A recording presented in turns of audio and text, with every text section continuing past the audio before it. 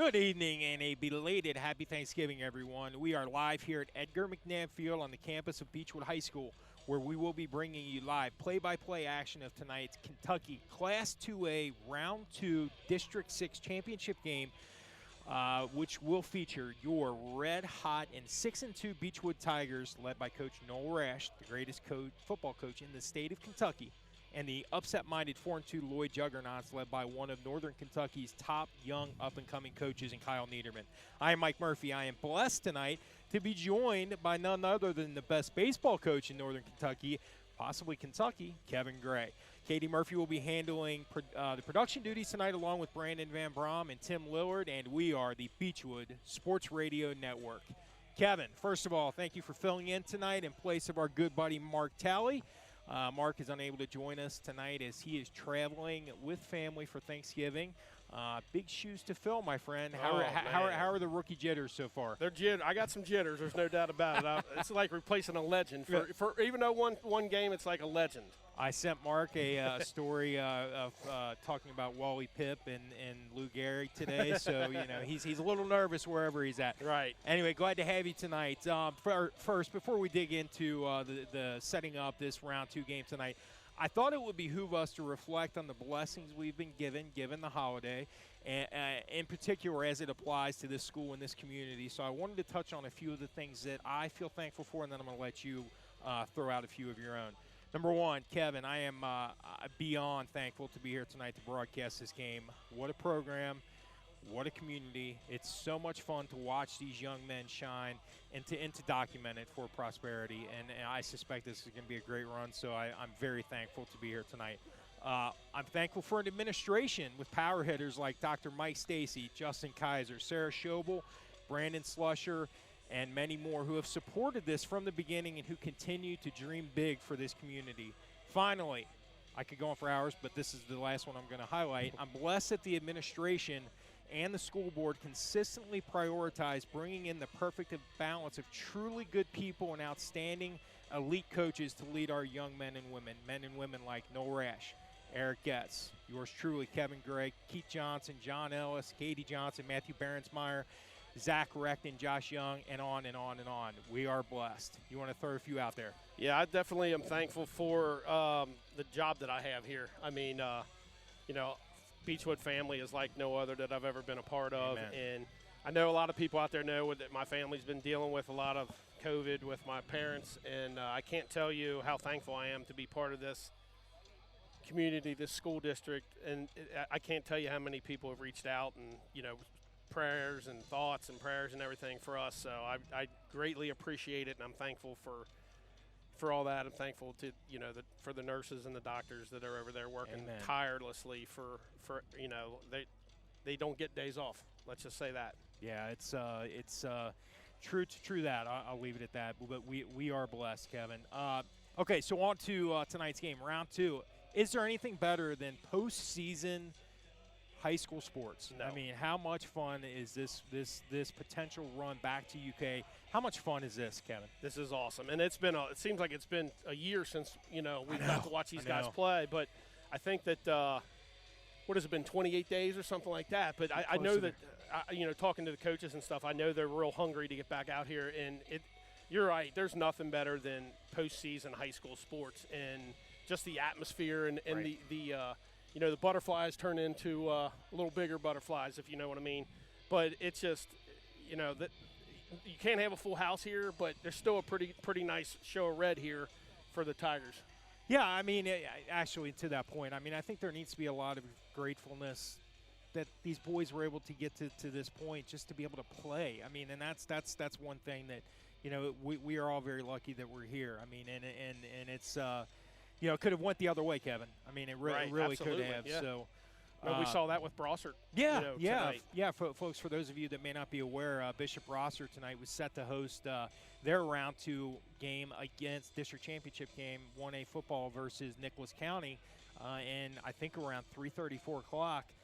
Brossart had to cancel the game for COVID purposes, and how unfortunate for those young men and but within both programs that happened. I mean, but that's where we're at. That's the climate. So every game, every snap that we get, it's a blessing. Right. So Absolutely. Kevin, the Tigers come into tonight with a 6-2 record, averaging over 36 points per game. They're on an impressive 4-game winning streak that saw the Tigers outscore their opponents.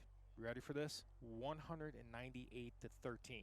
Wow. They are led by one of the hottest players in the state of Kentucky, senior Cameron Herget, who has just been, in a word, extraordinary this season, and he has firmly entrenched himself in a heated race for the coveted 2020 Mr. Football Award. And he's right there. And, I was thinking today, I was trying to think of baseball analogies, having you on the broadcast. And what his season reminds me of is the season Logan Castleman had. Absolutely. His senior season. Yep. A man among boys on a separate level, and just leads by example. Yeah, I mean, he's just doing everything he can, like Logan could. Cameron is just, really dominating in so many different ways. You're talking about the cerebral way, the leadership, and showing the team how to handle business and how to get things done, but also, I mean, just a ridiculous passing season this year. I mean, he's leading the state in completion percentage at 75%. On the ground, he's dangerous. He's got 7 rushing touchdowns. I mean, it's just a tremendous year. And he is at the end of his career at Beechwood. I talk about, in the blink of an eye, it all comes to an end. The Tigers are red hot. And in this game here tonight, Kevin, and this is and we'll talk about Lloyd here in a minute. And this is what I'm about to say is not in any way a slight towards Lloyd, but this game tonight, it's not so much in terms of who's going to win this game tonight, because barring an upset of massive proportions, the outcome of this game is we're pretty sure where that's going to end up. For the Tigers tonight, and Cam Herget, it's really about, as you said, getting back into the swing of things after a long layoff, and really starting the quest, starting the journey to Kroger Field. And the way you do that tonight is by having a strong showing, by playing discipline, doing your jobs, not looking past Lloyd, and getting in and out of this game. Knowing these coaches the way we know them, I doubt very seriously if they're looking past Lloyd too next week's game. But I know what you're saying. I mean, they've been off for a while, and you just hope that there's no rust. Yes. Now, one thing, the history between these two programs, Beechwood has simply dominated, and I believe since 1998, the Tigers are 16-1 versus Lloyd. In the last 3 years, Cameron Herget has dominated Lloyd, 49-0 in the regular season matchup this year, 37-0 last year, 42-8 his sophomore year. So in that 128-8 over the last 3 years, it's Lloyd is just, in a word, they've struggled. And right. We talked. They're just they're probably one of the state's best programs that's really good, that just happens to be in a really right. strong district. They're in Beechwood's district, and right. that makes it very tough for them. And I know when my son played at Newcath, they were in the same district, and it was the same thing with Newcath. They couldn't get over that Newcath hump, and they had some really good teams over those 4 years. But it's just they're still scary though. Lloyd has got the athletes that they're a little bit scary. No doubt. We're going to take a break for just a second for the national anthem. We'll be right back.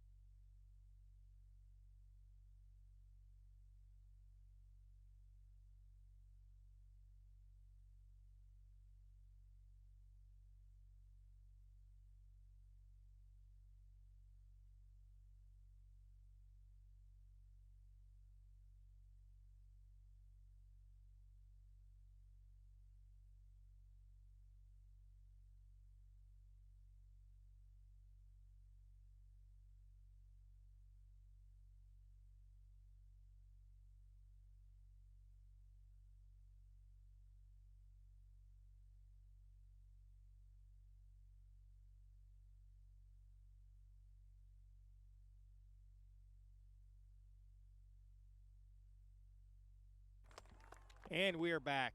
Kevin, just kind of talking about the Tigers and setting the stage for this game. We touched on Cameron Herget and the season that he's had. One of the reasons why this team has been able to, really dominate, especially in the last 4 games, but really all season, is this is a team that is very deep in weapons. I mean, you have, you've got a multiple skill position players that, frankly, they can get it done. They've got, experienced players like Brady Moore, Cole Stammer, Avery Courtney, and then there's some surprises this year, which you need in order to get to a state championship opportunity. And led by sophomore Mitchell Berger. What an incredible year that young man has had. He's played a lot of slot receiver. He's played running back. He's really just showed himself to be a dynamic playmaker. He's got 9 touchdowns right now, 5 through the air, 4 on the ground. Again, considering the lineage, the DNA, and what he's really done his entire athletic career, it's not a surprise that he's having an effect, but it is a little bit of a surprise that he's elevated himself to the level that he's at so young in his career. As a sophomore. Yeah, absolutely. Yeah, so he's just been electric and really a lot of fun to watch. He is a tough, I'll tell you what, I love really watching tough young him man. Too on defense. Yes, he goes after it on defense too. Yeah, it's a great point. Starts at outside linebacker. It seems like he never comes off the field. Right. And, so he'll be one to watch tonight. But also, junior wide receiver Liam McCormick, who showed quite a Randy Moss-like performance against Newport Central Catholic a couple of weeks ago with a nice touchdown catch where he actually went over the new Cath defensive back to haul in a 35-yard touchdown from Cam Herget. They can beat people from all over the place with multiple people, and that's what's so hard to defend against this team. So that's been really cool to watch. And as you know from the baseball perspective, really that's how you've been able to be. So one of the many reasons you've been able to be successful is you've had teams full of weapons. Right. Yeah, you definitely have to have weapons, and it's cool to watch a different guy come. Especially baseball-wise, you play so many games. This is 1 day a week, but you see a guy on Monday that gets a game-winning hit, and then Tuesday you got somebody else that steps up. So, but you're right about these guys. I mean, the weapons. When I was going over the stats today, I'm like, man, there's a lot of weapons. Yeah. It's impressive. I mean, and just from a receiving perspective, Mitchell Berger has 32 catches, 523 yards. Brady Moore, 24 receptions, 378 yards, and Parker Mason, who, thank the Lord, that young man did not get hurt worse in the Newcath game. He suffered a leg injury, but he's back and healthy tonight. But he's got 26 for 359. I mean, it really is impressive what they've been able to do. So that'll be fun to watch tonight. Yeah. Also, and I try every game to make sure that I get this out there and try to talk about these young men. But that offensive and defensive line, which the history of football, everybody loves quarterbacks, running backs, and receivers, and sometimes, but what we know is it all starts up front, and that group, under scrutiny from the beginning of the summer, a lot of people around northern Kentucky and across the state, the message board warriors and the pundits. Beechwood's just not going to be as good because they don't have an offensive line. All those guys have graduated the last couple of years. Well, guess what? I'll tell you what, these 5 young men that have stepped in and developed and grown and have really shined this season, if that doesn't happen, I'm not sure where we're at right now. Absolutely. Absolutely. You got to give kudos to the offensive line coaches and the offensive Bob coaches Burnett, absolutely incredible that you can lose that, especially at a small school. Yeah. Bigger schools, they just reload, and Beechwood reloads, but it's tougher to replace when you lose a bunch of offensive linemen, defensive linemen up front. Totally. And just to folks, for those of you that may not be aware, offensive line for the Tigers, Xavier Campbell and Luke Slusher at tackles. Your guards, Colby Vanderpool and Henry Nakes on your center. Bryce Shepard. And one of the other things that has been impressive in the storyline, one of those under-the-radar storylines is at the beginning of the year, starting right guard Adam Gibbs was injured. He was lost for the year. Henry Knockhazel, who was slated to start at center, he shifted over to right guard, and Bryce Shepard, who hadn't had a lot of varsity experience, in fact, I'm not sure he had any, he stepped in to play center, and like the Shepard family does, that young man has got it done. Henry has done a great job at guard. So not only have you seen them grow and develop, but you've also seen, they're versatile and the next man up thing. It's just really cool to watch. Yep. And they'll play a big role in this run as well. But talking about moving over to Lloyd, Lloyd comes into tonight 4-2. And really, Kevin, we talked about it before the game. They've battled from day one this year. They battled their school board to be able to play this year. They've battled, injuries. They've battled scheduling issues. They've battled COVID issues. It's just been a real struggle for Kyle Niederman and his crew. But one thing that we know about Lloyd, about Kyle Niederman, they are fighters. They never quit. They leave it all on the field, and they are up for any battle. So, credit to those guys for being here. They upset Newport last week. Newport was the 2 seed in District 6. Lloyd was the 3. Lloyd was beaten by Newport in the regular season, but they came back last week without their starting tailback and their leader, Ethan Spalding, who will not be playing tonight, by the way. They were able to knock off Newport 20-13, and I'm not sure for those of you that might have watched that game, that was a masterful performance by Kyle Niederman because they doing what they should do tonight. They took off a lot of time off the clock, long, methodical drive. So, Lloyd has battled. So, credit to them for getting to this point. It's going to be a tough matchup for them. Absolutely. It's going to be really tough for them. But, their game plan is going to be the same as it was last week. It's, I think they got to control they got to keep Cam and that offense on that sideline as much as they can, and they got to be able to run the football. They don't. Looking at the stats that I saw today, they don't throw the ball excessively that much. I think you said before the game 86% of their offense is on the ground. Right.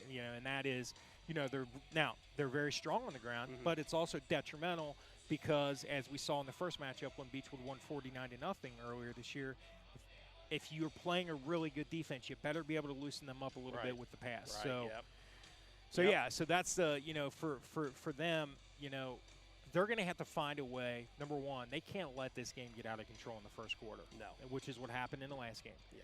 They're going to have to chew up clock. They're going to have to find ways to keep the ball out of the hands of Cam Herget. Look, they know what they're in for.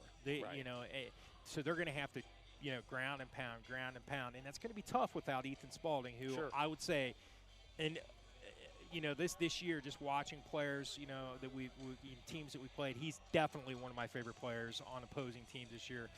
Tough, really a bruising runner and smart and a leader. So it's a big loss. But they have junior tailback Amari Riley, who is a big, strong young man that last week against Newport, he carried the ball 35 times. It sounds like it was 1960. 35 times for 155 yards, I believe. And 2 touchdowns. I mean, he was just remarkable. And so they're hoping that they can, somehow use him to chew up clock. And they, their mindset is that, any given Friday night, we can do this. And we've seen goofier things happen in our day. I can tell you that. So, and for Beechwood, I think they just need to do what they do. Yes. Dominate the game up front on both sides of the ball. Let Cam do his thing. And to be honest with you, the last thing when I thought today was, Beechwood's goal has got to be get it to 36 as quick as you can. Yeah. And let that clock run and get Cam out of the game, get some guys out. That's got to be their goal. Yeah, most definitely. Now tonight, what's on the line, and we'll talk about this more as we, throughout the game. But the winner of this game will advance to round 3 next week. Now, I've used the flow charts and the abacuses and algorithms, and I called in a mathematician. But what happens is after this week in Class 2A, there will be 8 district winners. Those winners play next week, and RPI comes into effect for the first time. So next week, should we win this game, and I think we will then advance to the next round where we will probably host Breathitt County, barring an upset of epic proportions. It looks like, and we'll talk about this later, but Lexington Christian will win, we should win, and then Breathitt County and West Carter should win. If that's to happen, we will host Breathitt County. So So it'll be interesting. But here we go. We're going to get ready for the opening kickoff. All right, Katie, as always. Kicking off Colin. Graham. Grayman will kick.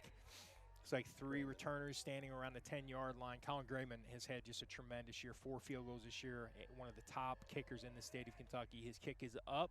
It's a short one to be fielded at the 15, and the Lloyd returner will take it up the middle of the field, and he is looks like 73. See, he's taking the returner. The returner is actually Braxton Irwin. He's taken down by Parker Mason. It'll be first down and 10 for the Juggernauts. Ball spotted at, is that Kevin, the 24? 24, yep. All right, let's see. Starting on the defensive line, Torrin O'Shea and Slusher at the tackles. Steinmetz and Xavier Campbell at ends. Michael Hatfield, Avery Courtney, Mitchell Berger at linebackers. All right, here we go. Jacob Davidson in shotgun set. He's got a tailback behind him and on his right hip. He takes a snap, turns. He gives to his tailback up the middle, who powers his way forward out to about the 29-yard line. 5 or 6? Yeah, nice pickup there. Too much for Coach Rash, I guarantee you that. Yeah.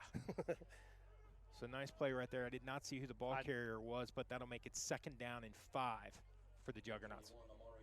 It was Amari Riley on the carry. So that's the first. After 35 carries next week, he's ready for another 35 tonight. Hatfield was on the tackle for Beechwood. All right. Davidson again, shotgun set, same formation.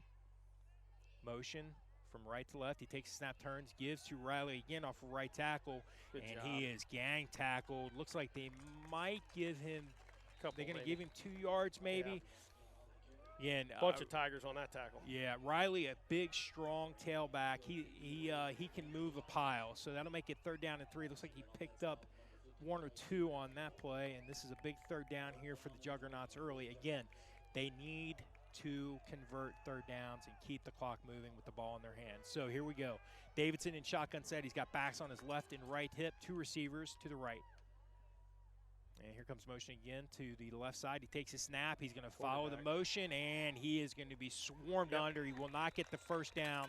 Taken down around the 31. Looks like no gain on the play. That'll bring up 4th down. Looked like that was Hatfield again on the tackle for Beechwood. Michael Hatfield, another. You want to talk about, I've said it Love multiple times. That young man, I think he would play, if he didn't have a helmet on, he would play the same way he plays. I mean, he played baseball too. Tough, hard-nosed kid, man. I mean, I love watching that kid play middle linebacker. Bronco Nagurski, Jim Thorpe, Red Grange. That's when I see him, that's what I think of. All right, here we go. Punt. The Cole back. Okay, it looks like Lloyd's going to go for it on 4th down, 4th and 2. Beechwood was in punt formation. They'll have to adjust. Okay, now he drops back. All right, Davidson is going to kick it and barely gets it off. It is a short kick. It'll bounce at the 38 and takes a Lloyd bounce inside the 30 down to the 26-yard line, where it'll be 1st and 10 for Cam Herget and the Beechwood Tigers. It's like a couple. It was actually pretty smart there by Lloyd. It was, it really was.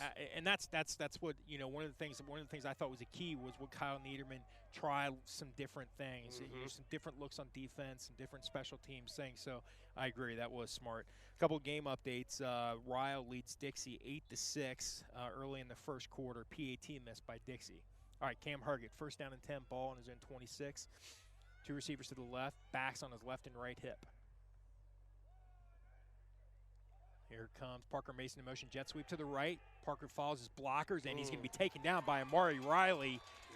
Wow, nice play right there. Nice. Loss of 2. That'll make it 2nd down and 12. Juggernauts did a nice job right there snuffing out the jet sweep. Parker Mason is usually really effective. It seems like every time he runs that jet sweep because he's just so fast and so elusive. But they did a nice job there to Lloyd make sure really he flew get the to edge. the ball there. Yes, they did. Nice job there by defensive tackle Jagger Eichhoff to hold the edge. All right, Herget will break the huddle. 2nd down and 12 on his own 24. Empty set. Trips left, twins right.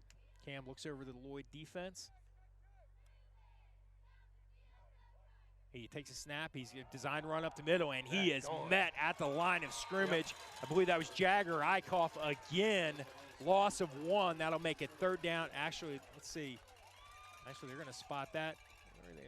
Loss of 1. That'll make it 3rd down and 13. I tell you, man, Lloyd is really getting in there, and their defensive line's getting in. Well, and it'll be interesting to see, will Coach Rash, Coach Hargett, will they manipulate the aggressive nature of this Lloyd defense screen right now with a little screen pass here. So here we go, 3rd down and 12. Hargett, shotgun set, twins left, twins right, tailback on his left hip. He takes a snap, drops, looking over the middle, and he's pressured. He's going to run to the right side. He's looking towards the middle of the field. He floats it up, and Mitchell Berger just sailed it a little bit over his head, incomplete. That'll bring up 4th down. So, Kevin, a nice job right there by the Lloyd defense. They apply pressure on all 3 plays there. Yep. This is exactly what Kyle Niederman wanted to see, and let's see how the Tigers recover from that drive. All right, so it looks like, let's see, it looks like Carlos Esquiel, he is standing right around his own 47-yard line awaiting the kick.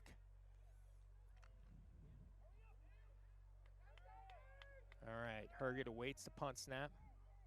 Little motion to the right, and Cam is going to get one off. It's a nice kick. Yep. Past midfielder to bounce at the 44 and take a Beechwood bounce all the way inside the 30, down to the 25, and it will be down by Liam McCormick at the 23-yard line. Wow. So great job right there. See, my not so good math shows that was a 51-yard punt. So nice job right there by Cam, who is really a really solid punter. All right, here we go.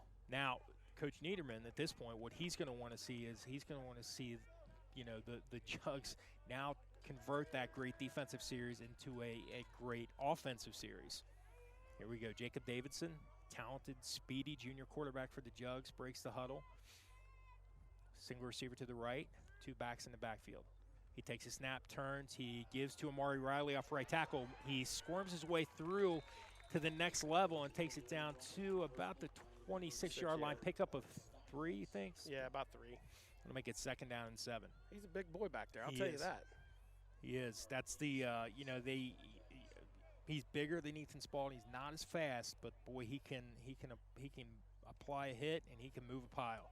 And then you watch that clock run up there, and you just think this is exactly what Lloyd wants. Yeah, you know? Exactly. Yep. Just keep clicking. 2nd down and 7. Davidson takes a snap. He gives to Riley again, and Riley is met by Xavier Campbell in the backfield. Great job right there by Xavier Campbell. He grabbed Riley around the waist and dropped him for a loss. It's like a loss of 1. They'll spot the ball at the 25. Then they'll make it 3rd down and 8. Yeah, such a good kid too, Xavier.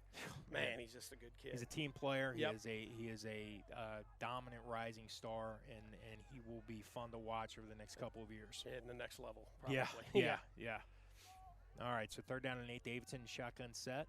Single receiver to the right, backs on his left and right hip. Motion to the left side. He gives to his back. Riley again. Riley is taken out of bounds by Tanner Schultz. Nice job by Avery Courtney getting into the backfield to disrupt that play, and that'll make it 4th down. It's just so hard for. I mean, you know they're going to run the ball. Yeah. You know what I mean? And it's just like, I think Coach, what's his name, Niedermeyer? Yes. I think he has to throw in a pass every once in a while, just like you said earlier, to soften it up a little bit. I mean, it's just going to be tough for them to stay competitive in this game without being able to loosen it up a little bit with some throws. All right, Parker Mason back to receive the kick. Oh, it's blocked by Mitchell Berger. Pick it up. And it looks like Landon Johnson rushing for it, and it could go out of bounds. But Mitchell Berger doing what he's done all year long, making plays, blocks the punt, 1st down and 10 deep inside Lloyd territory for the Tigers. Looks like they'll have the ball about the 24-yard line. Yeah, I think they'll spot it at 24. So there we go. Yeah, great job right there. And in the last in the regular season matchup between Beechwood and Lloyd, the Juggernauts struggled mightily in the punt game. Landon Johnson scored on a blocked punt, and you know, they were just constantly being, you know, under heavy pressure when they were trying to punt. So here we go, 1st down and 10. Cam shotgun set, trips right, takes a snap. He fakes again. Now he's going to run along the left side. He gets to the next level. He's at the 20. He's going to the other side of the field, and he's going to go into the end zone. Touchdown, Cam Hargett. What a block by Mitchell Berger. I didn't see who it was, but wow. You could see somebody took a hit in the middle of the field that opened that lane up for Cam to take it wide open into the end zone. I think Mitchell told him about it too, and I think that's what the flag is. Okay. Wow. What a run right there by Cam Hargett. I mean, just a really ridiculous runner when he finds open space. that rushing touchdown for Cam. That is his 8th touchdown on the ground this year. Yeah, that was on Mitchell. I'm sure Brandon's going to have something to say about that. Yeah, I would say he's not going to be happy about that one. But here we go. Colin Grayman will line up the extra point. Jace Combs, the long snapper. He snaps it back to Parker Mason, and the kick is good. And with 6:32 remaining here in the first quarter, on a 24-yard touchdown run by Cam Herget, Beechwood leads 7-0. That's how you start a game like this. Great job. And you know, we talked about despite the penalty, Mitchell Berger blocked the punt. He's a game changer. Yep. He is a game changer. Any scoring updates, Katie? No.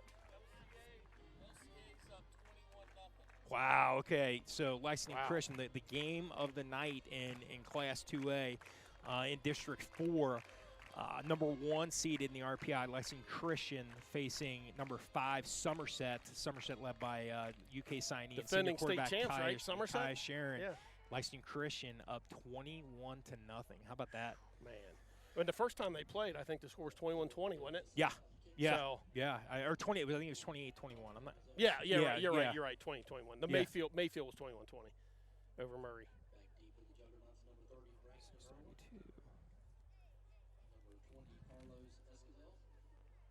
All right, Colin Grayman will line up for the kickoff.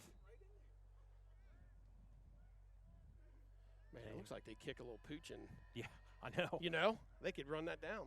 And the kick is away. It'll be fielded at the 22-yard line by the Juggernauts, fielded by number 30, and he's going to take it up the middle of the field, and he will be taken down around the 28-yard line, and it looks like that's Billy Krause with the special teams tackle. So nice job right there by Billy Krause. That was number 30 is Braxton Irwin on the return for the Juggernauts.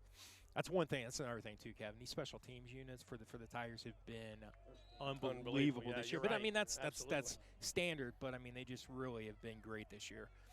All right, Juggernauts, big drive right now for the Juggernauts. They need to not go 3 and out again. So Jacob Davidson, shotgun set, backs on the left and right hip.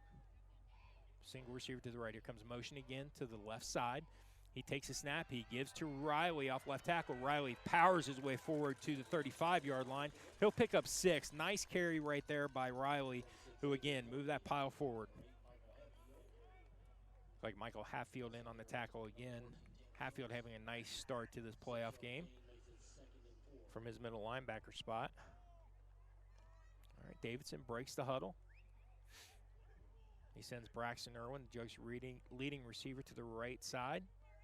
Coach Rash not pleased about that 6-yard gain. All right, Davidson takes a snap, same play, gives it to Riley, and Riley runs right into the arms of Michael Hatfield, who takes him down for a loss. Great play right there by Michael Hatfield. What a first quarter he's had He is on fire, yeah.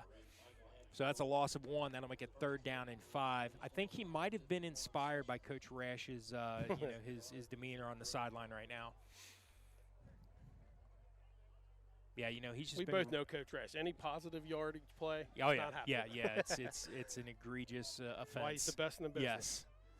All right, 3rd down and 5. Davidson shotgun set. Here comes the same motion to the left.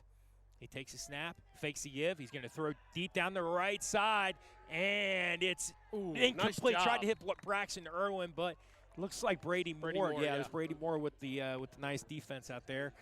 I like the call though. They're out of Lloyd. Well, they had to. Yeah, totally. Yeah, and that'll make it 4th down and 5. Yeah, you're right. I mean, if you at least have to show it. Right. Right. All right, Parker Mason standing right around his own 27-yard line and waiting to kick. And, again, this has been dicey all year long. Yeah. Irwin, the punter. I'm waiting for Parker to take one of the house again. Yeah. Snap is back. Kick is away. Low line drive. It's going to bounce at the 38. Mason picks it up at the 32. He gets past the first defender, and he will be taken down around the 43-yard line, where it will be 1st and 10 for the Tigers. Nice job right there. It looks like – thought he had a chance there with that one hopper, but it kind of stutter-stepped a little bit. Yeah, number 24, Caden Jennings for the Jugs on the special teams tackle. Yeah, so a lot of, we talked about it earlier, Kevin, a lot of good games in Class 2A tonight. You have Lexington Christian against Somerset, Mayfield Murray, West Carter versus Shelby Valley. Some good games, some not so good games. So we'll be paying attention to those tonight. So here we go, 1st and 10 ball. The Beechwood 44, Cam and shotgun set. He takes a snap, drops. Here comes the pressure. He throws a little dump pass to the left side, and it is complete. I believe that's Mitchell down to the left sideline. First down yardage down to the 40. No, that's Avery Courtney. Avery Courtney. Nice job right there. Avery Courtney has shown himself to be a reliable receiver out of the backfield this year. That is his 6th reception of the season for close to 100 yards. So, and that's the other thing. All the backs for Coach Rash, every single one of those kids can catch the ball out of the backfield. Which is it's rare to find so many backs that are so versatile. So it's been really nice to see. The thing with Cam too, he doesn't lock on one guy. Yes. That's probably his 4th option on that play. All right, on first down, Cam with the pass to the left side, little dig to it's Brady Moore. Brady Moore, yeah. Yeah. And looks like we'll spot the ball at the 31-yard line. Pickup of 9. That'll make it 2nd down and 1. Tigers lead 7-0, 4:28 remaining in the first quarter of this Class 2A District 6 District Championship game. 2nd and 1 here, I think you might see Cam go up top here. Yeah. Don't you think? Yes, sir. All right, Cam shotgun set, trips to the right. Brady Moore alone on the left side of the field. Cam takes a snap, and he gives up the middle. I believe that's Avery, and Avery takes it across right, over the right tackle for first down yardage down to the 27, pickup of 4. That's why I coach baseball. And Coach Herget's the offensive coordinator. I'll be honest, I think I'm hitting about 10% this year on my play predictions. Martin Towey's actually pretty.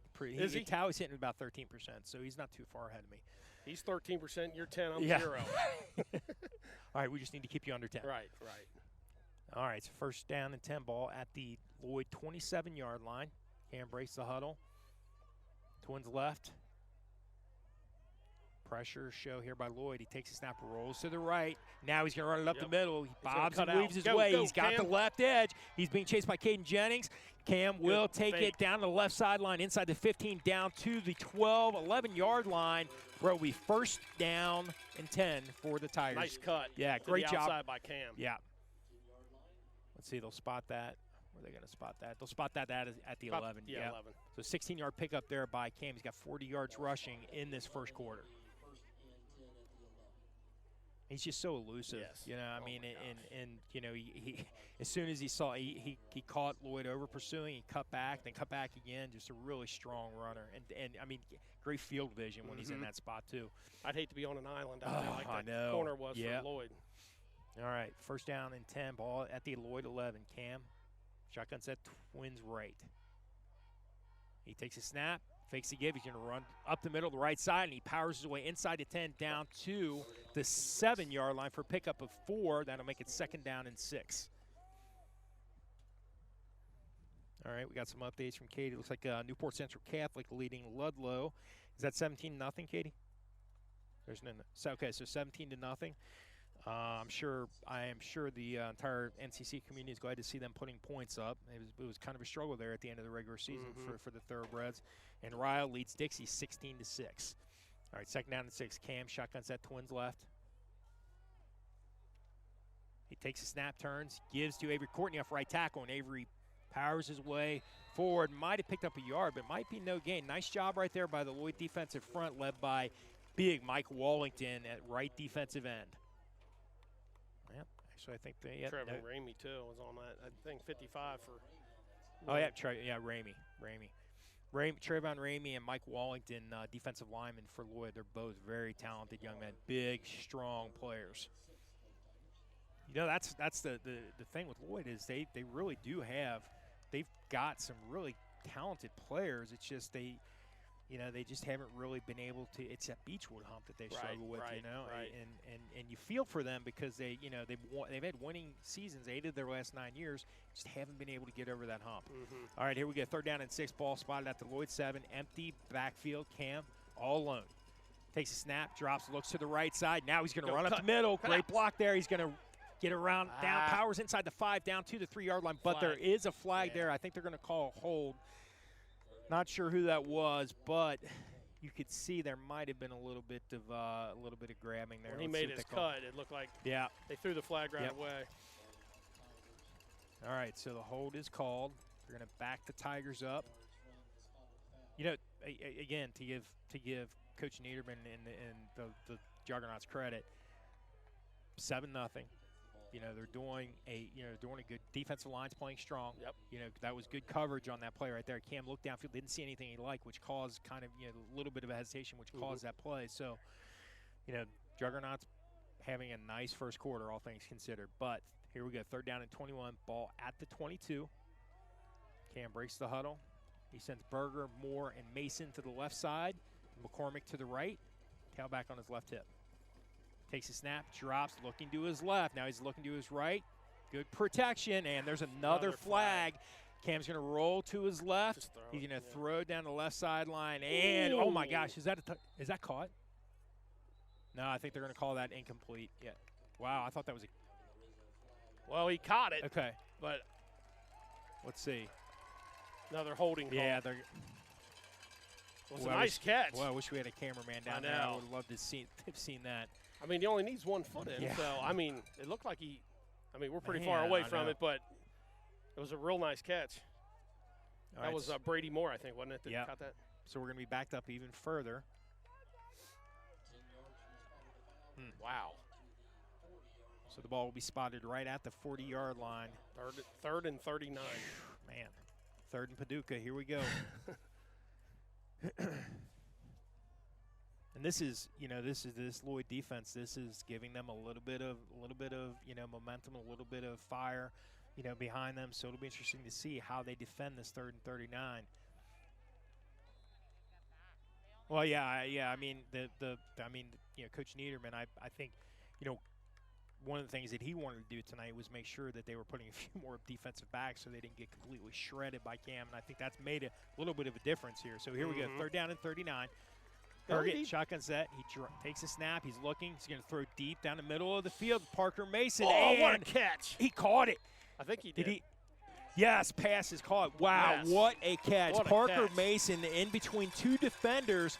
The throw was a little bit behind him. He actually jumped up in the air and twisted his body and came down with it. What a catch. A circus catch right Puts there him by in field Parker. goal range. Yep. All right, so they'll make it 4th down and 7, ball at the 8. This will be a 25-yard field goal. Colin has made 4 of 5 field goal attempts on the season, considered by many to be one of the top kickers in the state. Jace Combs snapping. Snap is back. The hold is down. The kick is up, and it is no good. Wow, that looked good for me. Wow, man, another one. I would love to have I would have loved to have seen an angle on that. That looked good, but unfortunately, no good. And the score remains 7-0. It's the end of the first quarter. End of the first quarter. Yep. So we're going to go ahead and take a quick break, Katie, and we'll be right back. Thank you so much for listening. Again, Beechwood leads 7-0 at the end of the first quarter.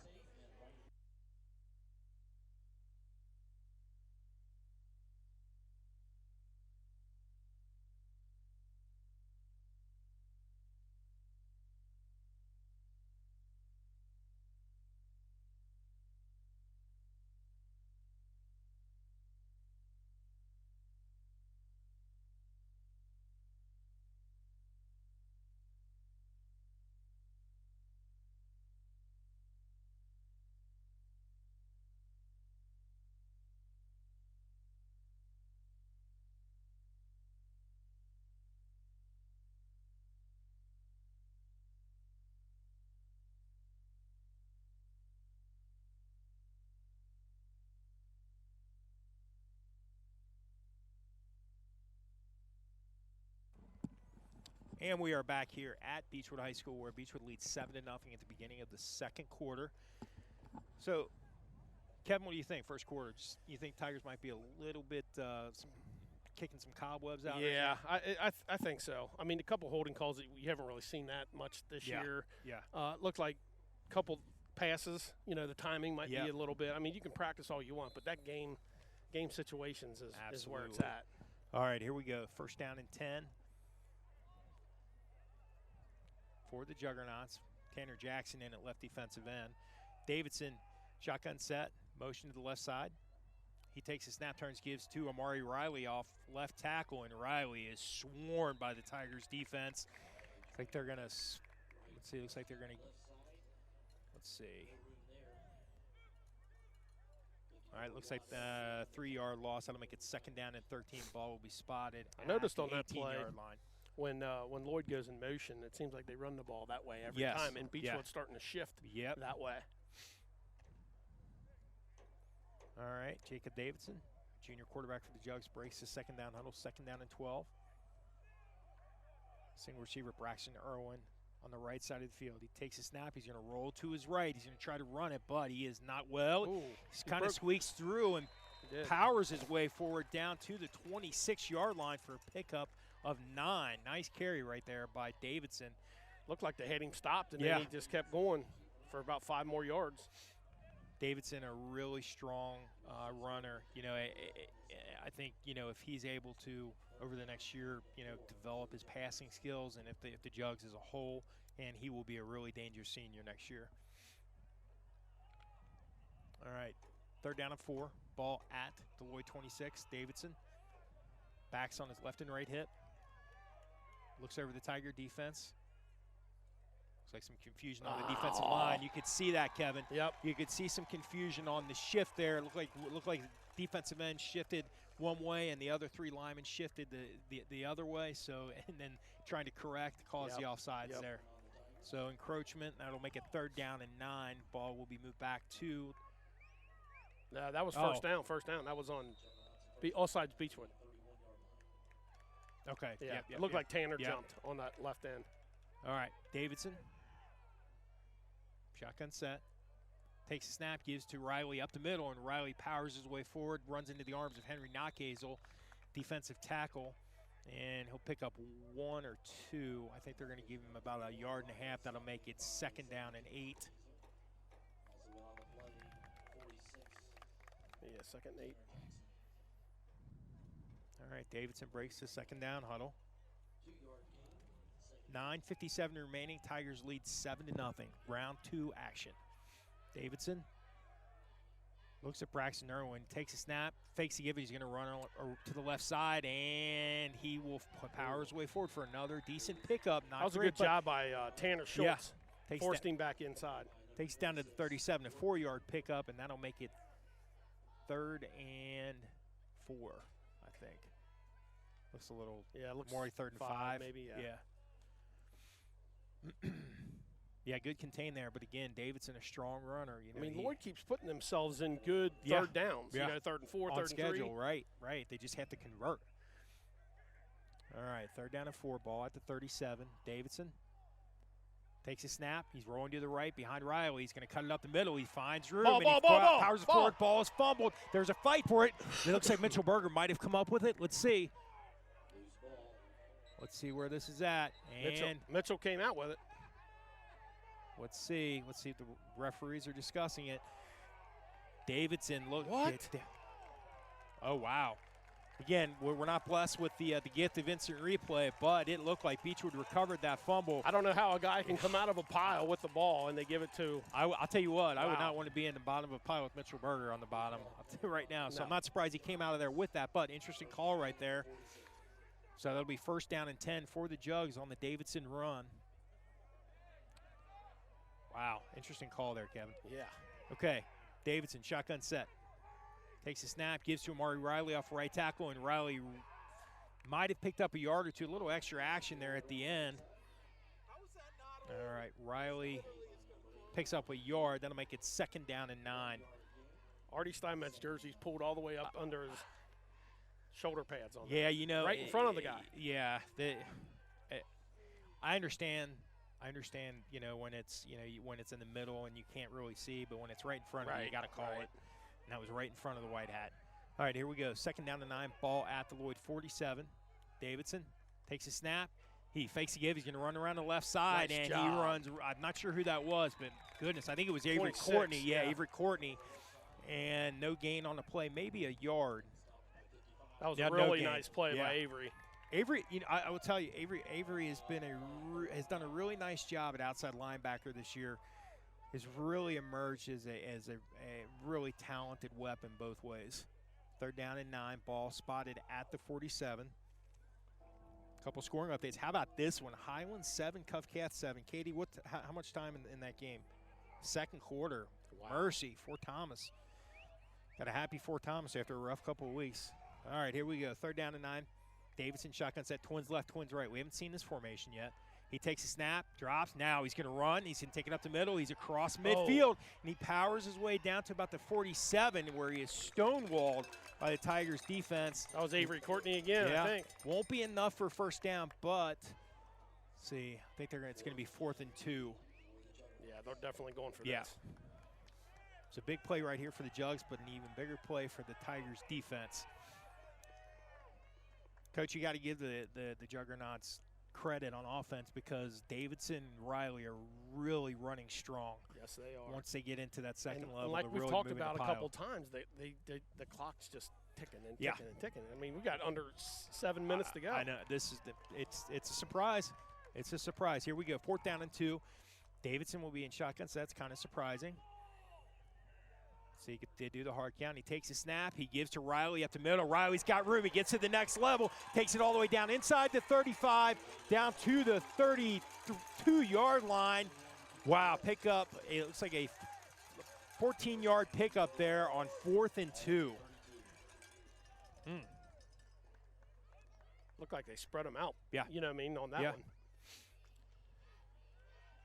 Again, we talked about the nature of this Lloyd program is to fight and to give everything they've got, and they're really putting on a nice showing here in this first half.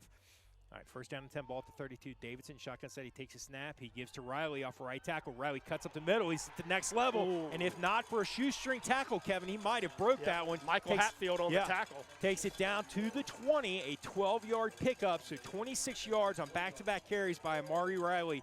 Nice job right there by the right side of the Lloyd offensive line to create that hole. A hole was created, and Riley actually cut back, hit it, and got to the second level. 5:46 remaining. Beechwood leads 7-0. 1st down and 10 at the Beechwood 20. Davidson shotgun set. Riley on his left hip. Braxton Irwin alone on the right side of the field. Davidson takes a snap, drops. He's going to try to hit Braxton Irwin, and nice incomplete. Tried to hit him in the end zone. Really nice coverage right there. I believe that was Cole Stammer. It's a 32. Yeah, Cole Stammer on the coverage. So nice job right there. And again, this is what Kyle Niederman and Jacob Davidson needed to do, in order to loosen it up a little bit. They've now shown it twice. They haven't been able to complete it, but now they're showing that they're capable of it. The good thing for us is our DBs aren't falling for it. No, they're not. not. Know what I mean, they're not. That's both passes had great coverage. All right, 2nd down and 10. Davidson looks over the Tiger defense. 6 in the box for the Tigers. Davidson takes a snap. He's going to run it up the middle. He finds a hole. He's at the next level. Powers his way inside the 10, all the way down near the 5-yard line. I think they'll spot that ball right at the 6. 14-yard pickup, Kevin. Unexpected. Yep. Unexpected. I'll leave it at that. They'll spot it at the 7, so it'll be 1st and goal for the Juggernauts. Davidson came into tonight with 71 carries for 334 yards and 2 rushing touchdowns. He's had a nice year on the ground for the Juggernauts. So here we go. Davidson takes a snap, gives to Riley off right tackle, and Riley's met by Michael Hatfield once again. Might have picked up a yard. That'll make it 2nd and goal from the 6.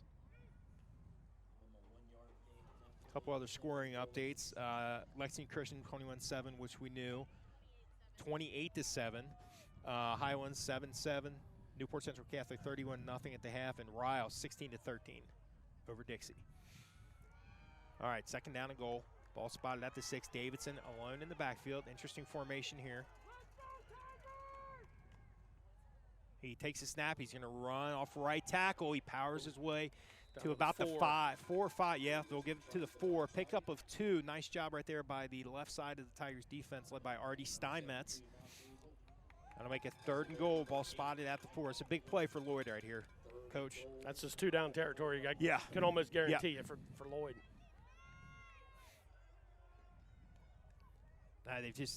These Juggernauts they've endured so much this year. They have to be really happy with this right now.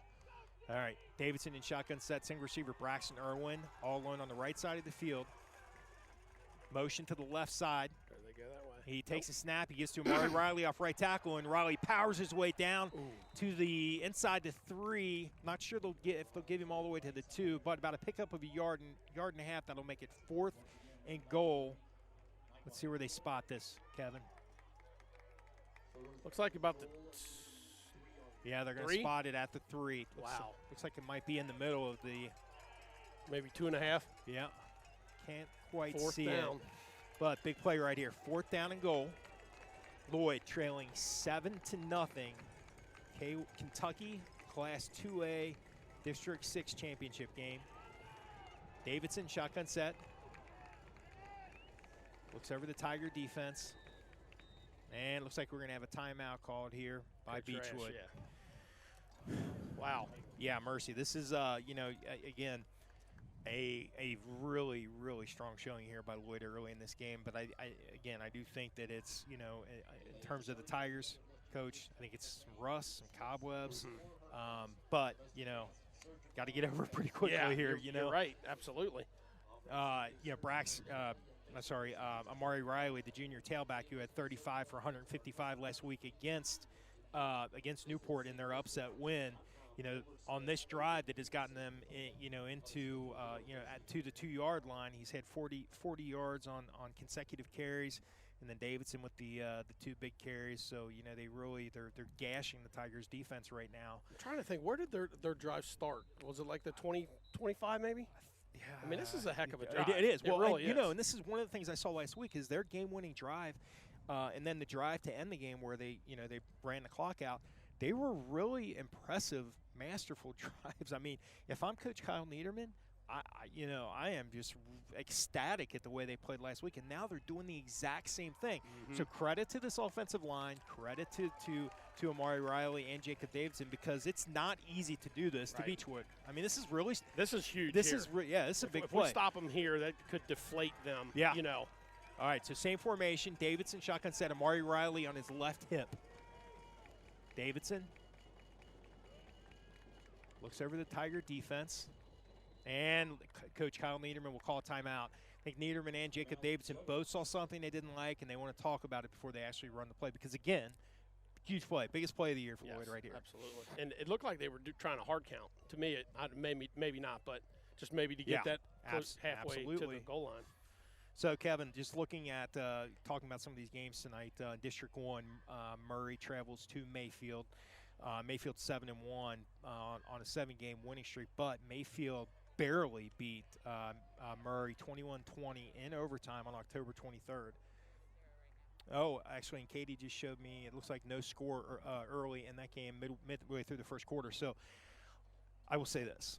Now, who knows if we're going to be allowed to travel to broadcast any of these, the 4th-round game. Right. Who knows? But I do not want to go to Mayfield.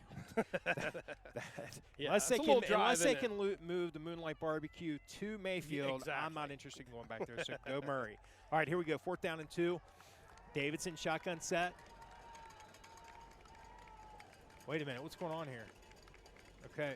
There it is, Davidson. He's going to follow Riley off the right side. Nope, he's not going to make it. He is stopped. I think that's Michael Hatfield again with the stop. Hatfield. Wow, what a play right there.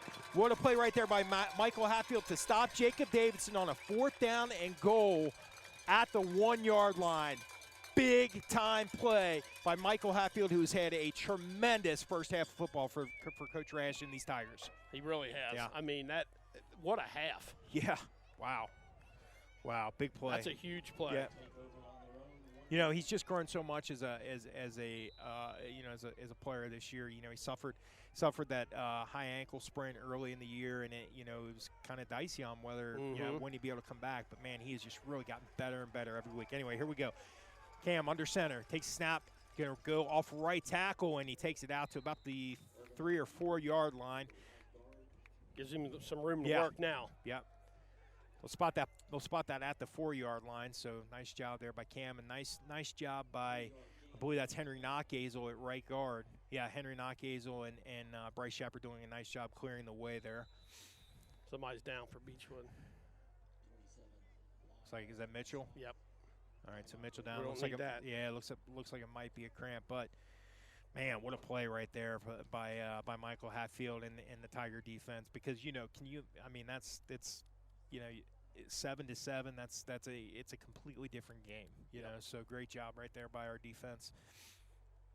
So looking at this game, Mayfield 7-1, 7-game winning streak. Mayfield barely edged them in overtime on October 23rd. I would say Mayfield probably wins that game.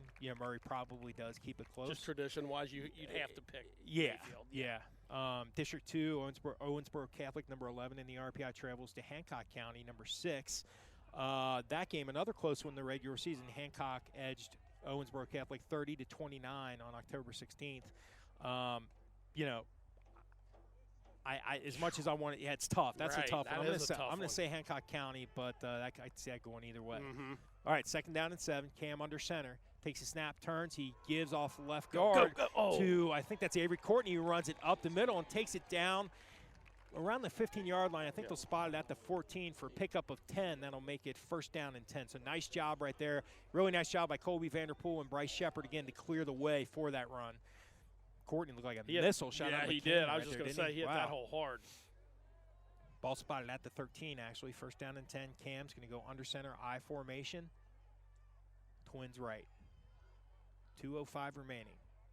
Cam under center takes a snap, turns, gives to Courtney again. Courtney up the middle, powers his way forward to about the 16-yard line. Pickup of 3. That'll make it 2nd down and 7. Kind of surprised that Beechwood's. Yeah, they're taking conservative. their time. Yeah, it's a conservative approach. I was just actually thinking that myself. It seems like it would be like more if there was 42 seconds left just to get out of this. But it'll be interesting to see if they take a shot down the field here. So 2nd down and 5, ball will be actually spotted at the 18. Cam breaks the huddle, shotgun set, empty backfield, trips right, Twins left.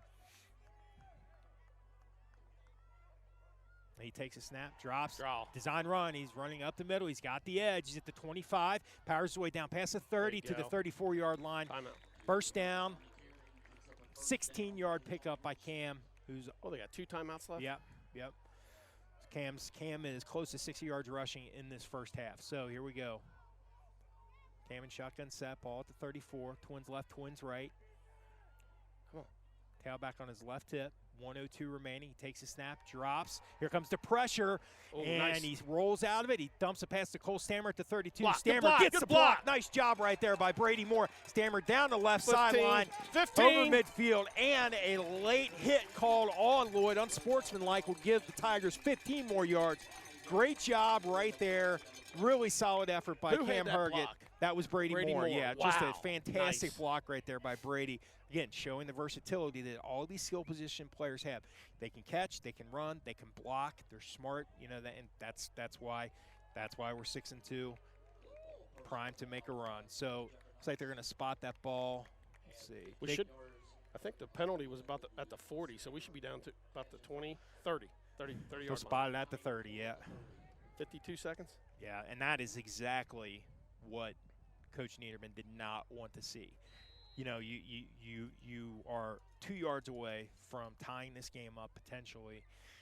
You don't make it, you at least want to hold so you can go into the half 7-0. The worst thing you can have is 14-0.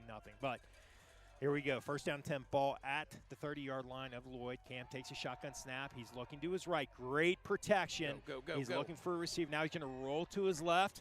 He's at the 35. He's going to tuck it and run. He's at the 25. At the 20, he's going to cut it towards the middle of the field, looking for a block. Now back towards the left side. He's inside the 10, and they'll spot it at the 5-yard line. It looks like pickup of 25. Wow. Cam around 75 yards rushing in this first half. What a run. And let's see. Looks like that's why he's in the running for Mr. Kentucky. Absolutely. Okay, so timeout called by Beechwood. 34 seconds remaining. 25-yard run, 26-yard run by Cam. That's so demoralizing for a defense to play. I mean, Lloyd couldn't have played that any better. Nobody open. He's just so elusive. Well, and that's the problem that the Niederman and the Juggernaut staff is I'm sure they dealt with all week is, okay, now we can do what we did last time and get shredded through the air, or we can drop some defenders back, have more coverage, but then you run into that.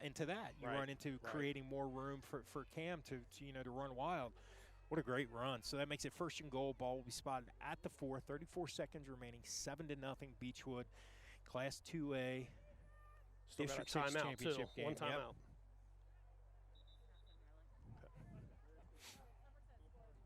Yep. It looks like we have a Somerset score, 28-14.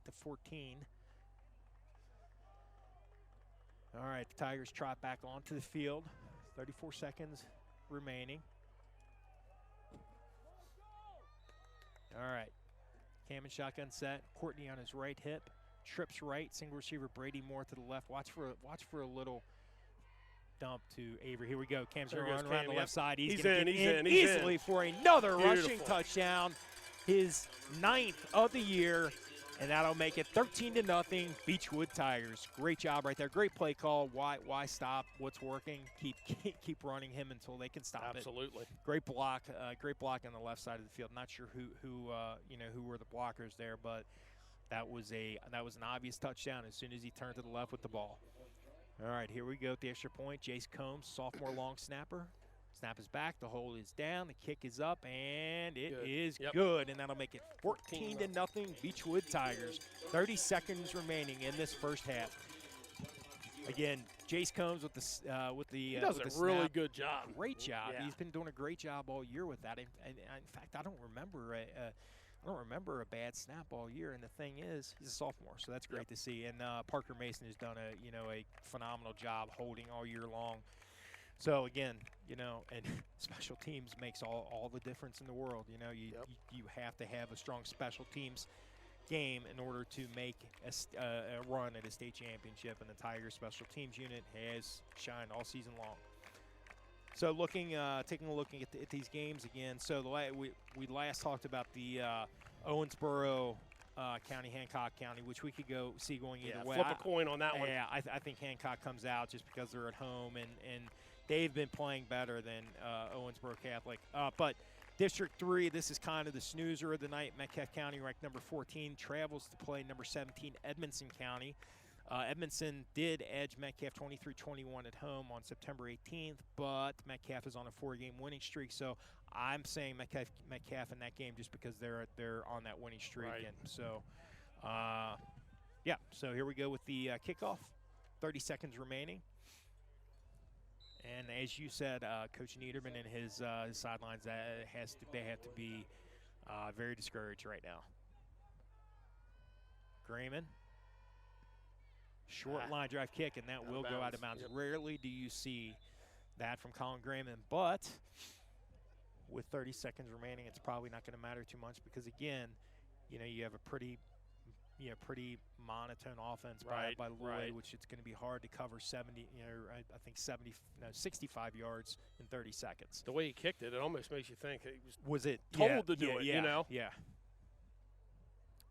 So while they're figuring this out, the District 4 game, number 5 Somerset at number 1 Lexington Christian. Obviously, the game of the week, LCA edged Somerset 28-21 on October 16th. This is the thing that amazes me about Lexington Christian. In that game, junior quarterback Drew Nieves threw for 339 yards and 2 touchdowns. He threw 2 touchdowns to junior wide receiver Mason Moore, who finished with 9 catches, 195 yards, and 2 scores. And he's their second receiver. The first receiver is junior Xavier Brown, who is a Division I recruit, and all 3 are juniors, Kevin. Wow. All 3. It's unbelievable. So much talent in that one game. And I'll tell you, I was looking at their schedule, man. LCA has played. They have. They beat Lexington Catholic. They've played some really good teams. So, obviously, that's why they're number 1 in the RPI. All right, Davidson takes a shotgun snap, looks to his left. Good protection. Here comes the rush. Great pressure right there. He tries to find a receiver down the right side. No good. And pressure applied by Artie Steinmetz and Davidson limping. And interesting, I noticed pregame backup quarterback Tyson Lamar is not playing tonight, so it'll be Coach Niederman is going to need Davidson to recover quickly because they'll have to put in an emergency quarterback if not. That's scheduled by Lexington Christian. Their only loss was to 5A powerhouse Frederick Douglass. They got beat up pretty good there, 40-6. But I believe they had to schedule that game due to some COVID cancellations. So they're not afraid to play anybody. Right. All right, second down and 10, 24 seconds remaining. Davidson back in the game, thankfully for the Jugs. He takes a snap. He gives to a tailback off left tackle, and there's Luke Slusher waiting in the wings, and he hurls him down for a loss of 2. It looks like that'll make it 3rd down and 12.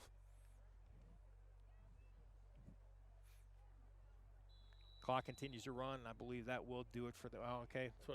24. Injury timeout. Down.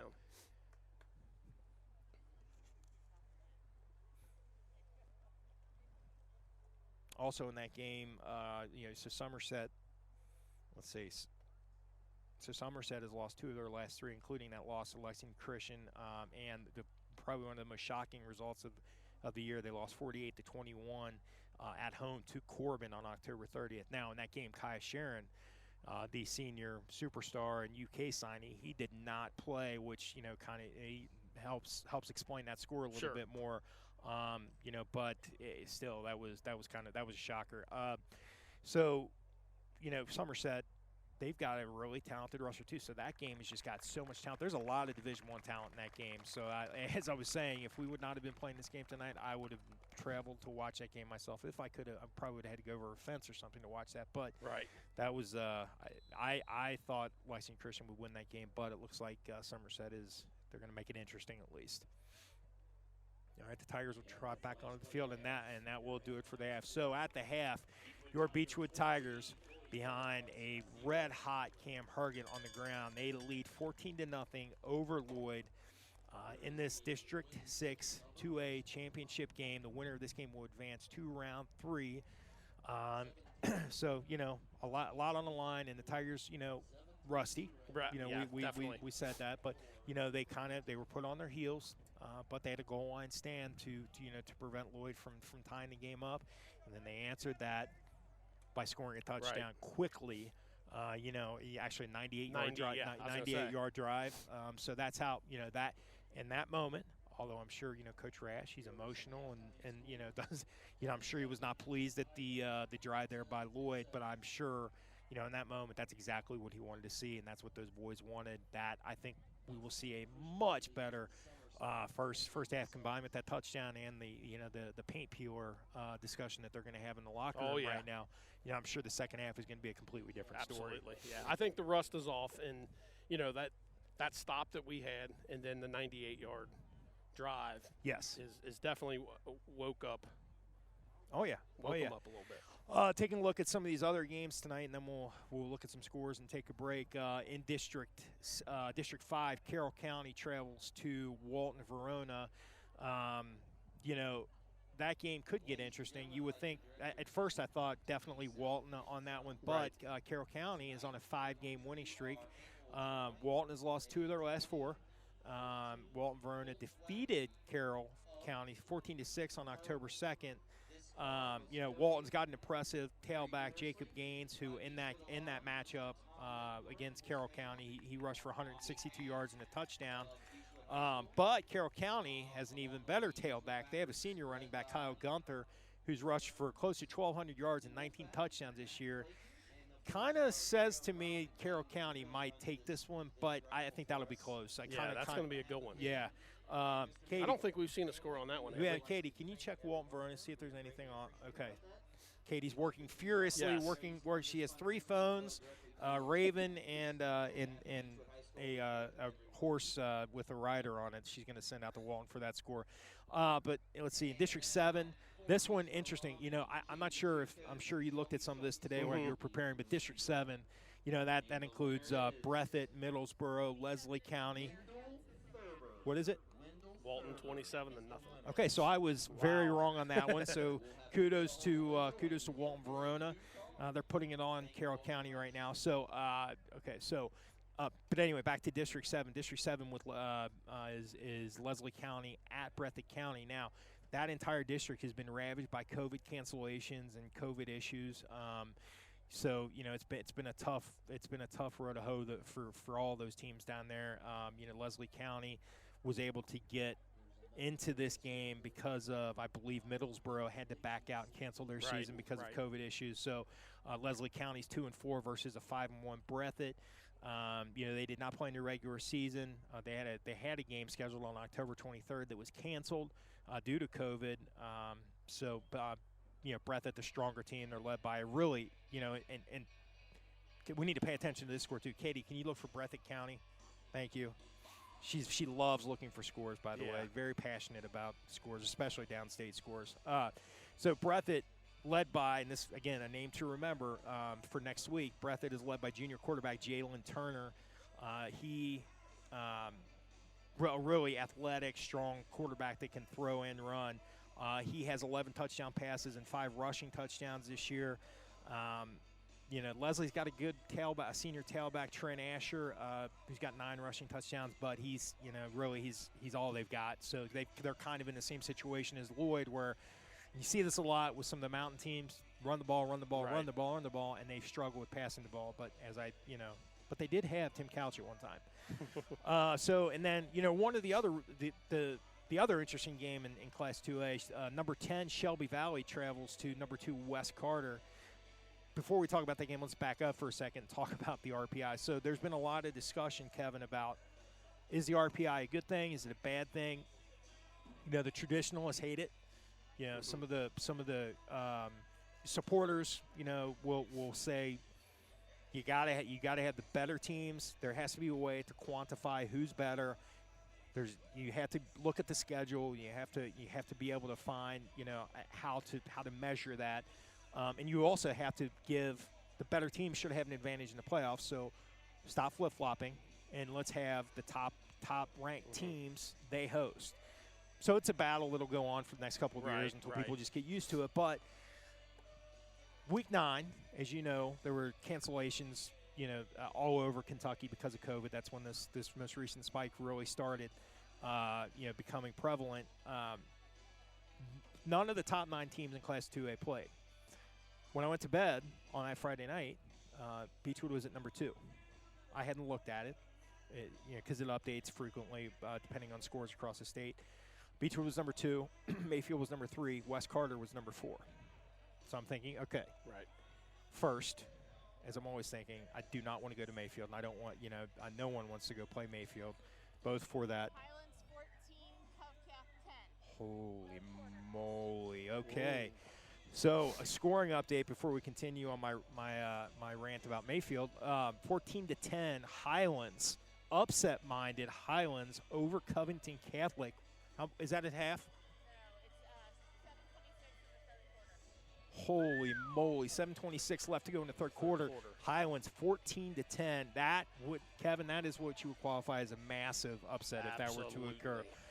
So we'll come back to that. Katie, let's pay close attention to that one. Okay, so I go to bed. Beechwood's number 2. I'm thinking, don't have to go to Mayfield no matter what, no matter the scenarios.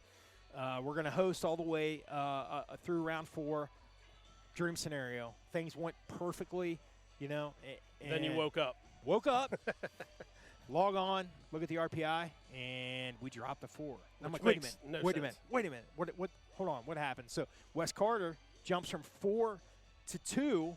Mayfield stays the same. We dropped the 4. Now, Kevin, here's the thing, and I still say, and this still kind of eats at me, and this is no disrespect to West Carter because they've got some players and they're a really good team. But how did they jump Mayfield? Like, if you want to slide us down, whatever. I still don't think that's right. But how did West Carter end up at 2 and not Mayfield? Yes, we got a. Okay, so Breathitt County 21-7, and that's midway through the second quarter. That's an expected score. So that means should we win this game, we'll host Breathitt County. For sure. For sure. Okay. Yes. Okay, so it was really confusing too. So I had to look into it. I got out my graphing calculator, my abacus, and flow charts, and made some calls to some scientists I know. Help me figure out this RPI. What happened here? So what turns out actually is West Carter, Mayfield, and Beechwood, all there were multiple. I think Mayfield had 3, we had 3 opponents that played. Mayfield or West Carter also had 3. West Carter's opponents went 3-0. Ours went 1-2. And what really hurt us was Covington Catholic losing to Lexington Catholic. Okay. That makes a little sense. So because of that, And because, and again, and this is where I kind of had to acquiesce and say, all right, calm down, you know. We all were, it was very close. 2, 3, and 4 were very close on that Friday when we were still 2. So, what it all boils down to, what's that, Katie? Yeah, we're going to talk about Latavius Klein here in a second. Kind of, infuriating on one hand, on the other, if you're one of the people that kind of appreciate the RPI, still, it kind of eats at me, But so where does that leave us, right? So what that means is, since we're number 4, is that no matter what, barring. So the RPI right now set though, right? The RPI is set. Yeah. So okay, here's what happens. So after tonight, there will be. Bear with me here, because this is a couple of layers to this. So after tonight, there will be 8 winners, District 1 through District 8. So next week, District 1 and District 1 through 4, they play together. District 5 through 8 play together. We're District 6. Okay. So, and what happens is, so on our side, 5, 6, 7, and 8 will play together. So 5 is District 5's champion. Will more than likely be Walton Verona. Mm-hmm. Walton Verona currently is ranked. Let me find it. I believe. Let's see here. There we go. Walton Verona is currently ranked number 19 in the RPI. We are number 4, District 6. District 7 is Breathitt County, who's currently ranked 12, and District 8 is West Carter, currently ranked 2. So what happens is, so you take our 4 teams, the highest, West Carter, hosts the least, which is Walton. Walton travels to West Carter. And then we are the second highest, so we will host the second lowest, which is Breathitt County. So Breathitt County comes to us. Okay. So where the drop from 2 to 4 really affects us, hurts us, is in round 4, because what happens is, so after next week, there'll be 4 teams left. After that, again, you look at the RPIs. So Lexington Christian will probably win. They're number 1. So Lexington West Carter should win. Mm-hmm. Okay, and then us, and then Mayfield. Okay, so what happens there? That's 1, 2, 3, and 4. Okay, so 4 will travel to 1. 3 will travel to 2. So Beechwood to Lexington Christian in round 4, and West Carter will host Mayfield. Right. So now where we get really truly hurt is if, and we haven't gotten a score update from Katie, but if Somerset comes back and beats Lexington Christian, which I don't think is going to happen, then it throws everything out of whack, and then it's still 28-14. Okay, so then instead of traveling to Lexington, then if Somerset wins and Mayfield also wins, then we would have West Carter 2, because I don't think they're going to lose. Mm-hmm. 3 would be Mayfield, 4 would be Beechwood, and Somerset would be number 5. So Somerset would travel to West Carter, Beechwood would travel to Mayfield, which is the nightmare scenario. Now, it's kind of a toss-up, though. Lexington Christian is clearly a stronger team. Mayfield has a lot of young, their quarterback is a sophomore. They really only have one experienced offensive player coming back. So matchup-wise, we're probably better matched against Mayfield, but that trip is a nightmare. You never know, hats off to. And you're going to have to beat LCA to win it anyway. Yeah, which is exactly what I was getting to. Yeah. You're if you're going to Mayfield, you're also running into some officiating things. Yes. So, but I agree with you. Both from a traveling perspective and to win a state title, you got to play the best. Right. So just hit them head on. So, but again, what happens though is because of that drop from 2 to 4, we have to travel in round 4 and play one of the top teams in the state. So that's where it really hurt us. So just a brutal 2-spot drop. Thankfully, I would argue that we're one of the best teams in the state. So it's splitting hairs. Right. Now but then I will stop my rant on the RPI, constructive rant, for those of you listening from the KHSAA. But what I will say is that while I understand the opponents who played and 3-0 versus 1-2, I would argue that Beechwood would beat every one of those opponents that every one of those teams that West Carter's opponents that played, Beechwood would beat every single one of them. agree. So that's what sits. I guess that's the biggest reason why it sits bad with him. But anyway, I'll be honest with you. After all this and Yeah. this whole last couple of years, thank God they don't have the RPI in baseball. Oh, I know. I mean, now, I just love looking at the bracket and saying, okay, here we go. yes, yeah, And I'm old school, traditional, like you said before, but I want to see that bracket, and I want to see, okay, so we can start scouting who, not that you Yes. ever look ahead, because, we coaches, we don't do that, but, Beechwood could say, okay, we got Newport, Lloyd, whoever, and then we've got Breathitt County or whatever it would be, the scenario would be. But it's now you don't – they had no idea going into tonight. I mean, they know that more than likely they're going to play Breathitt County, but it wasn't a 100% guarantee. Yeah, because you never know, right? So Right. I mean, it definitely adds a whole layer of preparation and It mystery reminds to- me of how Ohio does the playoffs yes, with their ranking. Yeah. You know what I mean? Yes. It's like, okay, Elder played Indianapolis Cathedral, and Indianapolis Cathedral went undefeated, so they got more points than Moeller. It's a nightmare scenario. I mean, to figure out, I would think, but yeah. I will say to the KHSA's credit, it seemed like it was a bigger mess last year than it is this year in terms of some things just not making But sense. last year when you looked at the state final games, I said they're never going back to the old way Yeah. because you had some solid state final That's a games. great point, including Mayfield Somerset, which is one of the best games that the KHSA has seen. I mean, I will fall on. At least it's gotten better. Yeah, and as a fan, you do want to. You don't want to see Beechwood, Mayfield, or whoever top two teams. I'm just using those two as an example in the semis. Yeah, and absolutely, and I think, and I know there are a lot of people right now across the state, especially District 4, that has Lexington Christian number 1, Somerset number 5, even Danville, who I think they finished in the top 20 in RPI. Sure. Yes. Okay. All right. Okay, that's fine. I think there's a lot of people that are upset about district alignments. In fact, I would imagine that. Next time I step on that cord, just whack me. But you kind of have to. At least it's better at the end. I mean, some things there's nothing you can do without throwing the whole thing out of whack. So, But anyway, let's talk about this last game, and then we'll look at these scores.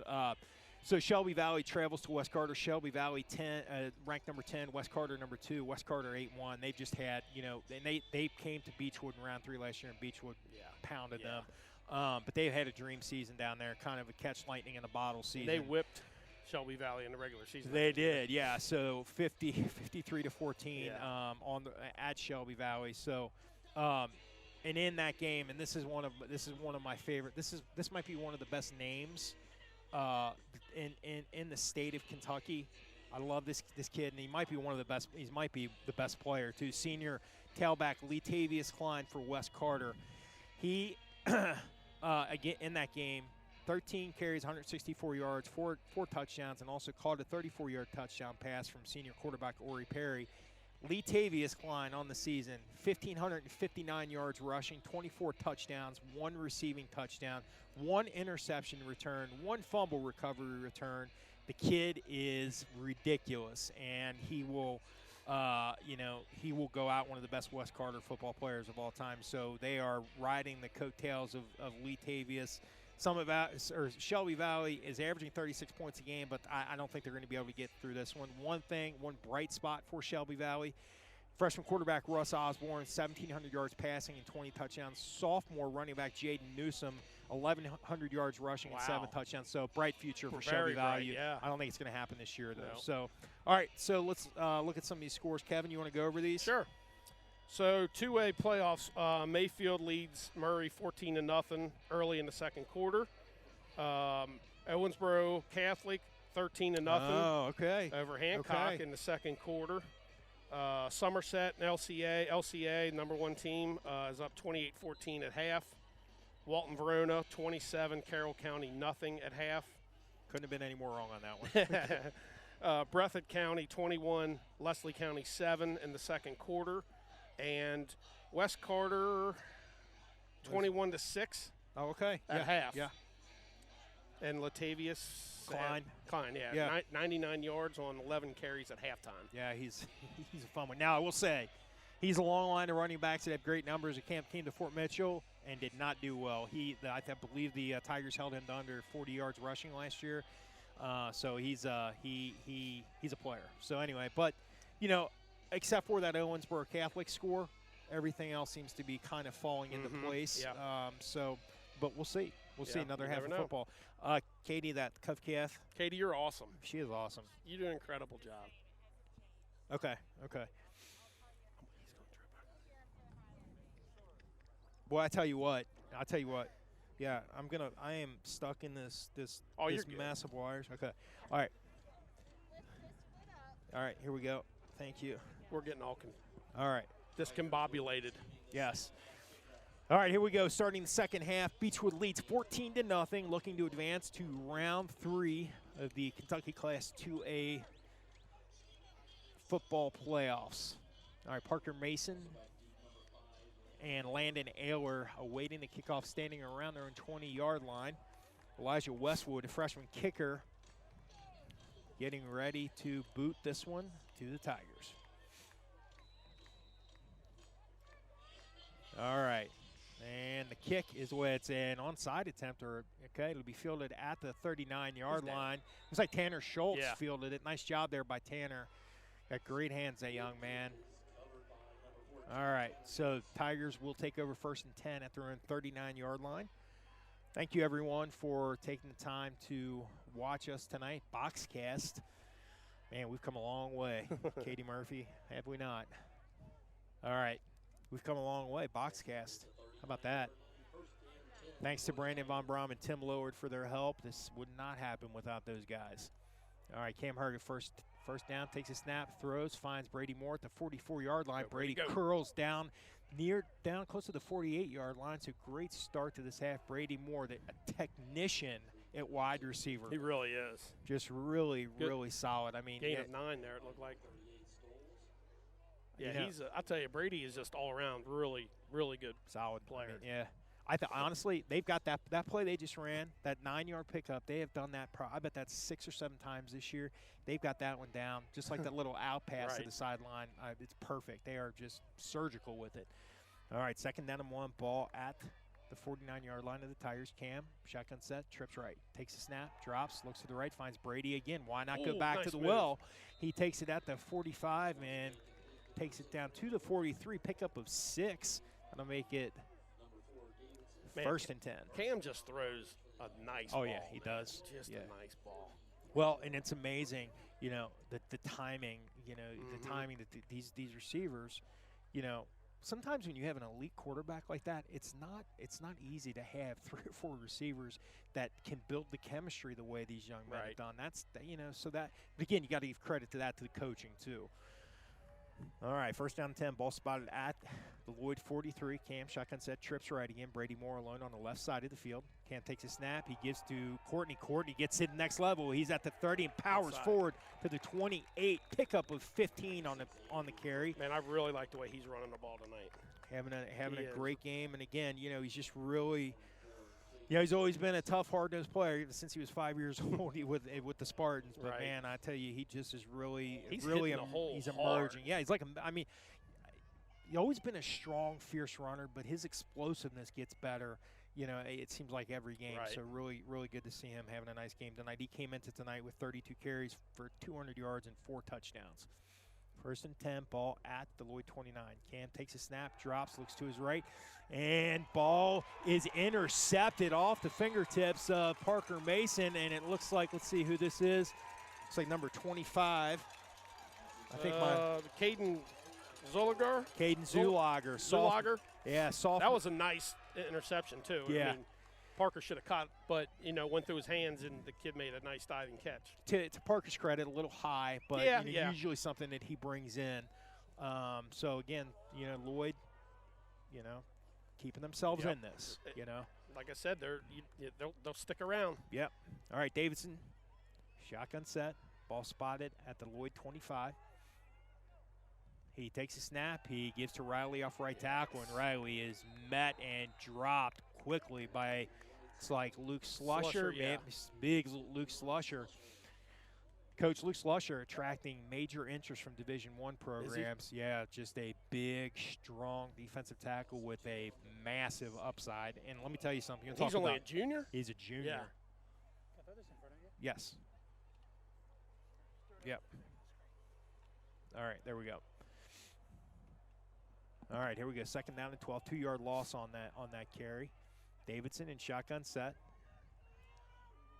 Looks over the Tiger defense, takes a snap. He gives to Riley off left tackle. Riley powers his way down past the 25, makes it to the 27, pickup of 4, but he is pushed back and dropped by a swarming Beechwood defense.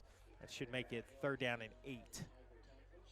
Yeah, Slusher, just that you talk about a long line of Beechwood kids that have just worked even harder in the weight room, and just really has done everything that he can possibly do to make himself, a Division I type football player. So I'm really happy for him because I mean, you look at I call him Ivan Drago. I mean, he's just just such a physical presence. Here we go, 3rd down and 7. Davidson shotgun set. Takes a snap, fakes the give, runs around the left side, and he is dropped.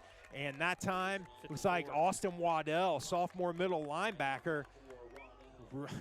Austin Waddell, he's had some injury issues the second half of the season, but that young man is going to be a player for the next 2 years for Coach Rash.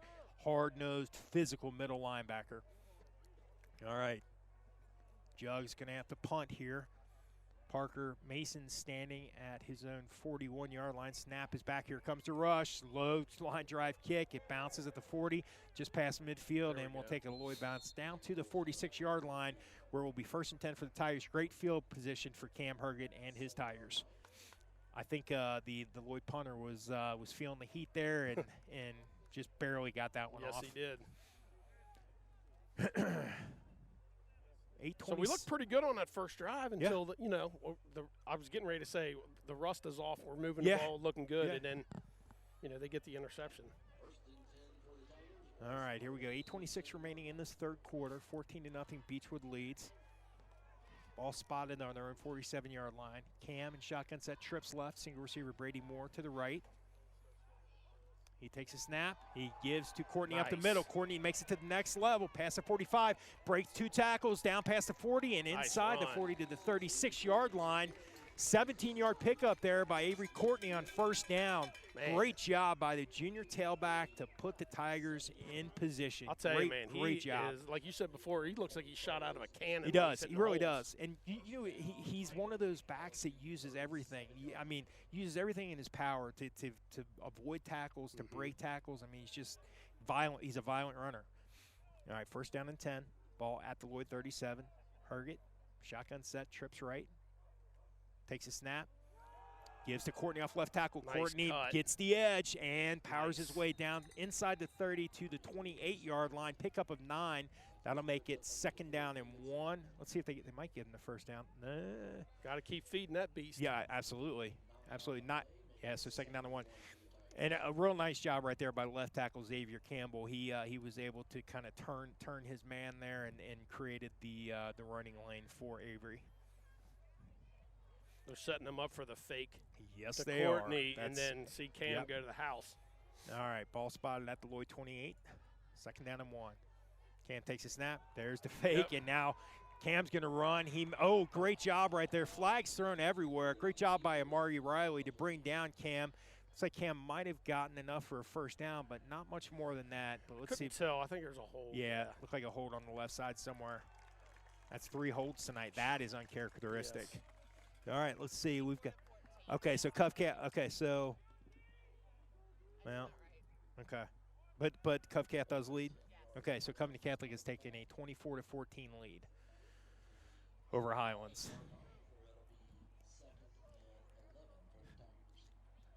Right on. 7 minutes remaining in this 3rd quarter. 14-0. Beechwood leads. 2nd down and 11 after the penalty. Cam, empty backfield, trips right, twins left. He takes a snap, drops, and he's going to run up the middle. There you go. Design Wow. run. He's past the 30, inside the 25, powers his way inside the 20, and dragging Lloyd defenders inside the 20 to the 18-yard line. Pickup of 20. Cam, if not over 100 yards, is darn close. Big run right there, and you know that. Man, when it's he gets in the open I field. know it's cliche, man, against boys, but man, he's just another violent, fierce runner for these Tigers. Great job right there. Great, and really, the middle of that Tigers line just does a great job, opening up on that play call. Shepard, Knockhazel, and Vanderpool. 6:21 remaining. We need to finish this drive. Yes, sir. 1st and 10 at the 18-yard line of Lloyd. Cam, shotgun set, trips left. Takes a snap. He gives to Courtney up the middle. Courtney, once again, powers his way, spins, and falls forward inside the 10 to the 8-yard line. Pickup of 9 maybe 10. Yeah. Yeah, it looks like they're moving. Yeah, 1st and goal. Ball will be spotted at the 8-yard line. Great run right there. Avery Courtney having himself a quarter right now, Kevin. Man, yeah. He's having him a heck of a game. Yeah. All right, looks like the power formation, Torrin O'Shea and Michael Hatfield will check in. Power formation so effective. We've seen it for so many years, and it just continues to work. I know at the beginning of the year, Mitchell was running the ball a lot in this situation. All right, here we go. 1st and goal, ball at the Lloyd 8-yard line. Okay, actually I formation. Cam will go under center. Torrin the fullback. Torrin at fullback. Courtney dots the I. Twins left. Cam takes a snap, turns, gives to Courtney, who follows O'Shea, but he is taken down by Caden Jennings at the line of scrimmage. They might give him a yard, Kevin, but I think they'll give him a yard. Let's see. 7.5, maybe a half a yard. So it'll be 2nd and goal. Nice job by the Lloyd linebacker there, Caden Jennings, to make sure that didn't go for any more damage. All right, 4:52 remaining, 14-0. Beechwood leads. Cam trots in from the sideline after a quick conversation with Coach Herget and Coach Rash. Breaks the 2nd down huddle. Sends Twins left, Twins right. Courtney on his left hip. And takes a snap, drops, looking to the left side of the field. Now he's going to run. He's going to look into the end zone. A wide open. No, ball is dropped. Ball is dropped.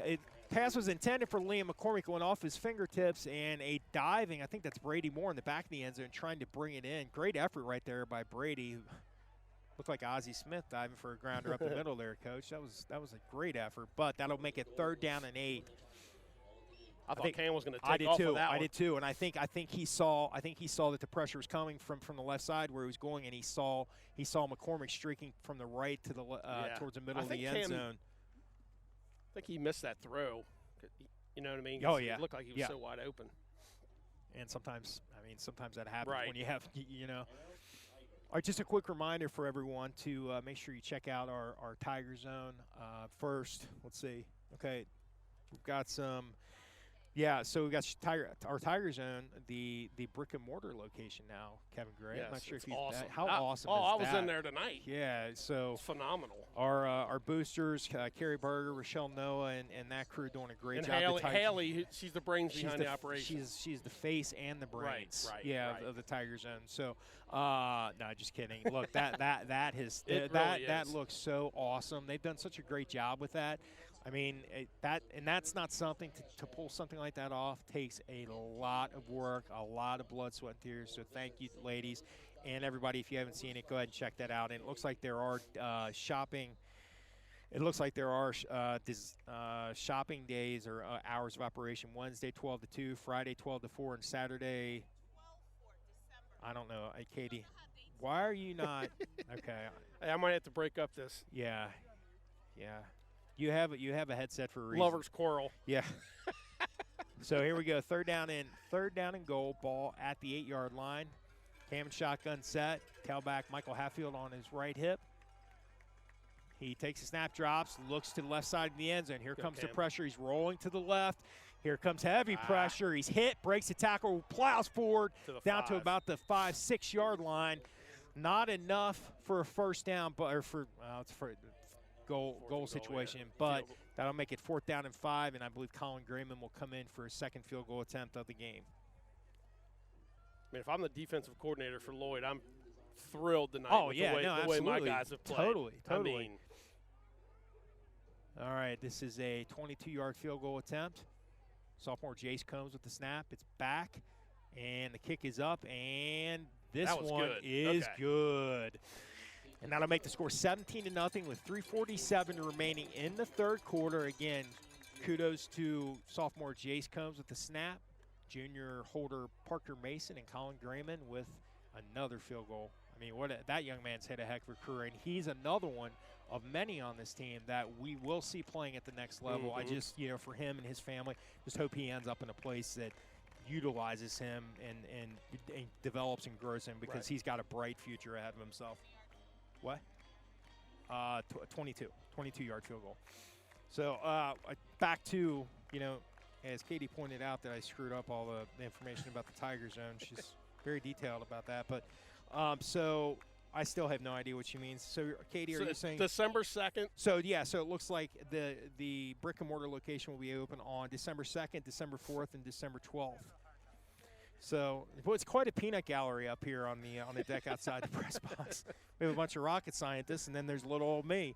Also want to give a shout-out to our boosters, Amy Sullivan, Lara Souder, Stephanie Layton, Jamie Flaherty, Rochelle Noah, Christy Holjak, Dave Knockazel, Carrie Berger, and Angie Davis. You guys Best rock. in the business. You guys rock. All right, here we go. Colin Grayman with the kick. It is a high, short kick. It'll be fielded at the 15-yard line. Lloyd, returner. He's got a seam. He's at the 35, the 40, and finally tackled by Parker Mason. That one opened up. Yeah. In the middle. So nice return there by the Juggernauts. They put themselves in decent field position. The ball will be spotted around the 38-yard line. They'll spot it at the 39. 1st and 10 for the Juggernauts.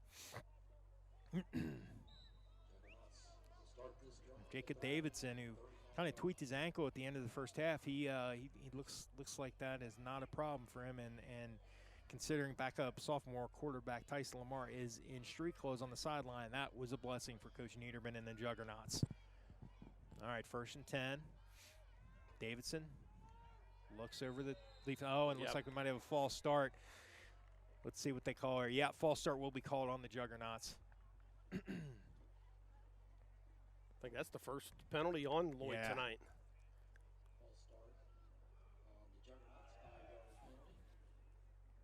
And I'll back him up 5. Ball will be spotted at the 34-yard line.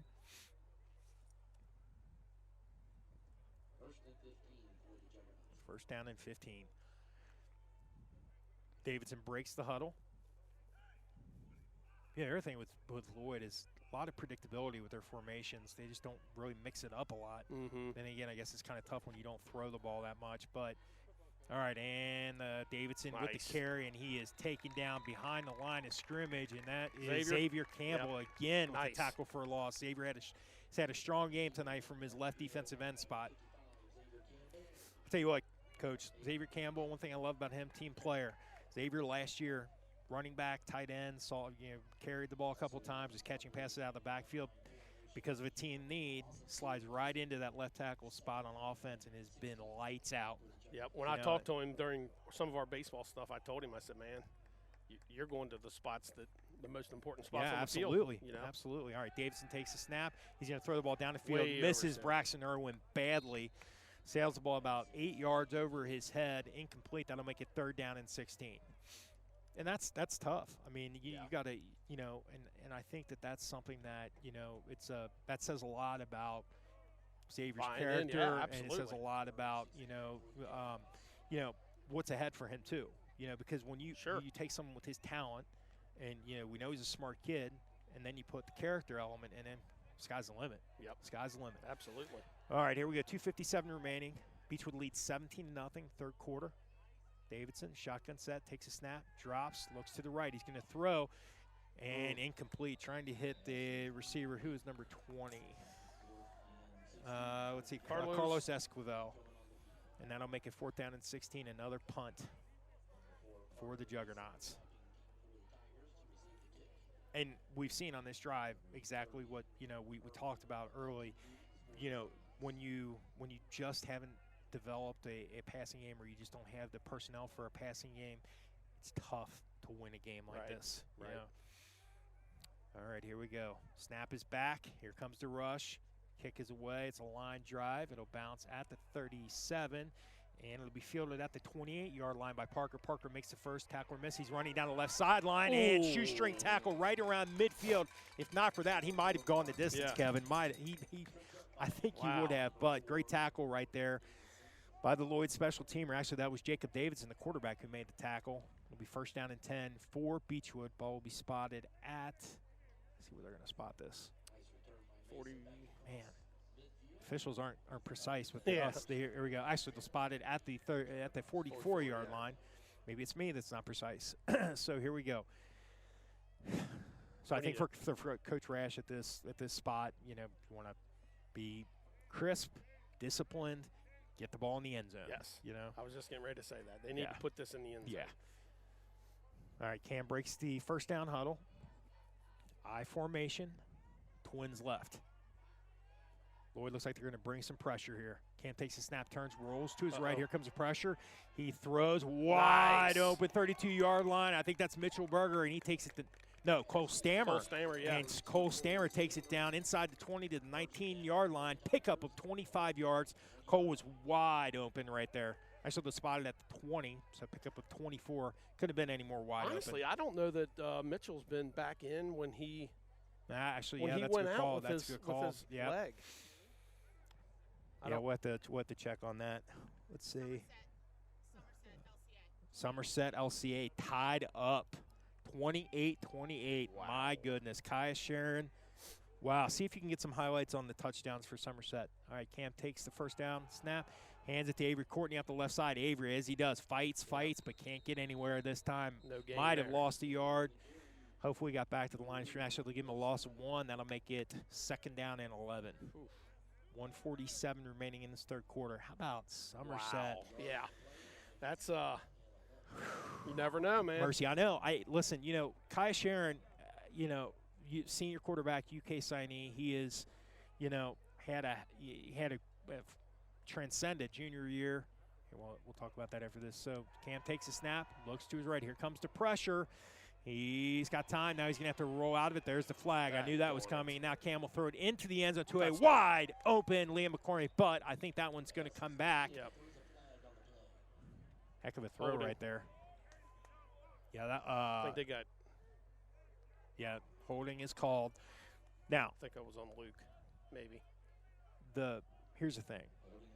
Cam running to his left was able to throw that, set his feet, and throw that strike into the end zone. Yeah. What a throw. What a throw. But anyway, back to Somerset. Somerset coming back. Kai Sharon and Kate Grundy, two of the best players in Class 2A. What's that?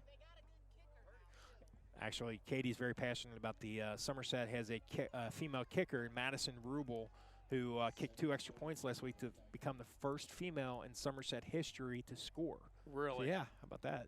Wow. All right, Cam takes a second down and 32 snap. He's going to throw deep down the right hash. He finds got a him. wide open Cole Stammer, takes it into the end zone. 42-yard touchdown pass. Cole Stammer, what a throw, what a route. Touchdown, Tigers. That was a dime. Money. Wow. Money. Wow. What a throw right there.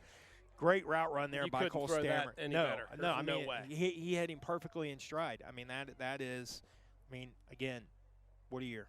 What a year. So much fun to watch. And Cole Stammer, we've talked a lot about, Cole Stammer the last 2 years, and he's another one of those kids that, just a great team player when, he's carried the ball.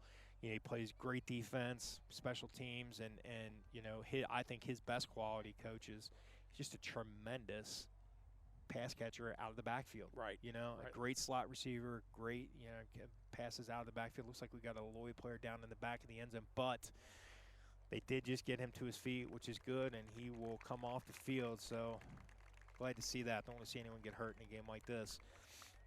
For Cole, that is his, it's his first touchdown catch of the season, so that's surprising because that is surprising. Yeah, I thought he had one early in the year, but this came into tonight with 11 catches for 142 yards, averaging almost 18 yards a catch. So it's been really dangerous this year. Love to see him catching that ball, and I think Here we go. We got a flag down on the extra point attempt. Let's see.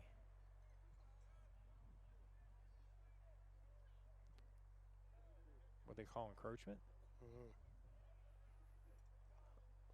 They Okay. waved his hand like there was no flag, but I don't know. All right, What redo. Yeah. Redo. Yeah. All right, here we go. Combs with the snap. Mason with the hold, the kick up, and Good. it is good. I think it hit the Mercedes dealership. 24-0. Beechwood leads. 1:12 remaining in this third quarter of action. That's how you knock the cobwebs off for good right there. That was awesome. That was awesome. So See, and this is what Lloyd now you have to throw it a little bit. You haven't thrown it a lot this whole year, but now it makes it really tough. Yeah. So, but yeah, again, there might be some coaches in this situation that say, you know what, let's just run this out. Let's just get out of here as quickly as possible. I can guarantee you right now, Kyle Niederman is telling those kids, we're going to come back. It's only 3 scores. Right. We can tie this game up. We're going to throw the ball here. And it's just such a tough thing. And I hate to see it, but again, we talked about, really it's amazing what Lloyd has been able to do over the last decade, considering they frankly, they just don't get the talent that Beechwood, Cuff Calf, Dixie, that some of these other schools have. So for them to, and when you're not getting that top level talent, when you're not getting the great quarterbacks that can sling the ball, when you're not getting, the athletes, unfortunately, it's hard to develop a much of a threat through the air. Right. This kind of games, it's just hard to do that. All right, here we go. 1:12 remaining in the third quarter. Beechwood now leads 24-0. Colin Drayman ready to kick off. And the kick is away. It's a high, deep kick. It'll be fielded at the 10-yard line. Jugs returner will be taken down. Let's see, it looks like Billy Krause and let's see who the other one is. Billy Krause and Michael Hatfield on the special team. Let me tell you, as good as that young man plays middle linebacker, he is a special teams wizard. And again, that just as it directly relates back to his intelligence and his toughness. Right. He has had a whale of a game. Yes, he has. Well, I mean, this game turned. This game turned on that goal line stand, and he made the play down there. So yeah, just a really, really awesome game by Mr. Hatfield tonight. All right, Jacob Davidson. First down and 10, ball spotted on his own 22-yard line. Here we got a bunch, trips bunch formation to the right. Davidson takes a snap, drops.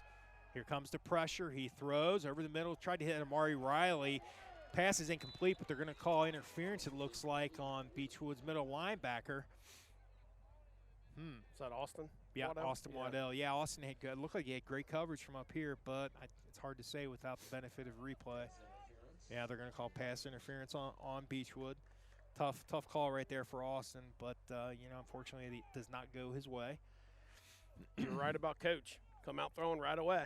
Yeah. Well, and that's the thing. So now, what you're seeing the first time they've run that bunch trips formation, first time they've thrown on first down. These are the things you have to do that. Even if you can't throw the ball well, you got to do those things. Mix it up. All right, first down and 10, ball spotted at the 37 now. Davidson, shotgun set, twins left, trip, twins right. Takes a snap, drops. Here comes the pressure. He throws, picked off by Tanner Schultz. No, just out of his hands. Hit him right around the 43-yard line. I think that falls into it was too easy of an interception, and it fell off his hands. I think he saw that red end zone down there. Yep. That had he come down, had that hit him when his feet were flat, that's a touchdown right there for Tanner. So nice job there by Tanner. Either way, and I'll make it second down and 10. 54 seconds remaining in this third quarter. Davidson, shotgun, set, bunch, trips right formation. Takes a snap, drops. Here comes heavy pressure. And here comes Tanner Jackson. And he takes it. Davidson takes it down over the 40 to the 41-yard line. Pickup of 4. Good pressure right there by Tanner Jackson, showing his speed off the edge there. And I'll make a third down and 5 for the Jugs. Okay, Lexington Christian now leads 35-28, and Mayfield leads 14-0 at the half. All right, 3rd down and 6. Ball spotted at the 41-yard line. Actually, I think it's 3rd and 5. Davidson shotgun set, trips right.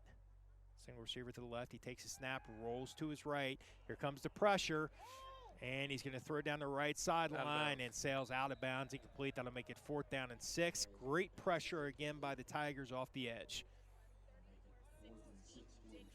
Oh, wow. Dixie. Okay, so Dixie, 3rd quarter, leads Ryle 34-16. What a comeback last Yeah, week. yeah. Okay, 34-23. Yeah, hey, listen, that game last week, that might have been a game of the year. Yeah. So far in Northern Kentucky. Simon Kenton gets out to a 33-14 lead, and Dixie comes back and beats them. That was fun to watch. That was incredible. All right, 4th down and 6. The Jugs are going to go for it here. Davidson takes a snap. Here comes heavy pressure, and he's going to be taken down. Michael Hatfield and Avery Courtney bring Davidson down. Turnover, Tigers. Great job by Hatfield and Courtney, who have just played their tails off tonight for the Tigers. Hey, Mr. and Mrs. Hatfield got big old smiles down here. They should. he is just really. He's been a star tonight. All right, Walton Verona 34-0 over Carroll County. That should clinch the District 5 championship for them. They'll move on to round 3, and unfortunately, it looks like they'll head to West Carter. Is that right? They will head. Yeah, they'll head to West Carter. Yep. Olive Hill. They'll take a trip to Olive Hill. All right. Cam will break the 1st down huddle. Ball spotted at the Lloyd 29 I formation. Actually, a torn O'Shea on his left hip. Now, okay, looks like some confusion now at the I formation. Cam under center. Takes a snap, turns, fakes to give. He's looking down the field. He's throwing towards the end zone, looking for Liam McCormick. And the ball's brought in. Touchdown, Liam McCormick. Wow. Another tremendous circus-like catch by Liam McCormick. 29-yard touchdown. Herget to McCormick. Wow. Tigers take a 30-0 lead. Wow, So, what a catch. yeah, first of all, ball was slightly underthrown, but McCormick, big, tall, athletic receiver, fought for it. The Lloyd defender actually had really good coverage in front of him. Fought for it. Looked like he kind of tipped it up in the air, and Liam brought it back down for the touchdown. That was wow. Awesome catch. And throw. Snap is back. The kick is up, and it is good. And Beechwood takes a 31-0 lead over Lloyd. Wow, Liam McCormick does it again. Another outstanding pass by Cam, too. I mean, good Lord. Yeah, I mean, just, he seems to really, be turning it on at the right time, right. I mean, and he just looks so good. And Liam McCormick, we talked about again at the beginning of the game, that just the number of weapons, in Coach Rash's holster offensively. Liam McCormick, who he saw sometime last year, and you could see that there was a budding receiver there, but this year has just really done a great job. Hard work.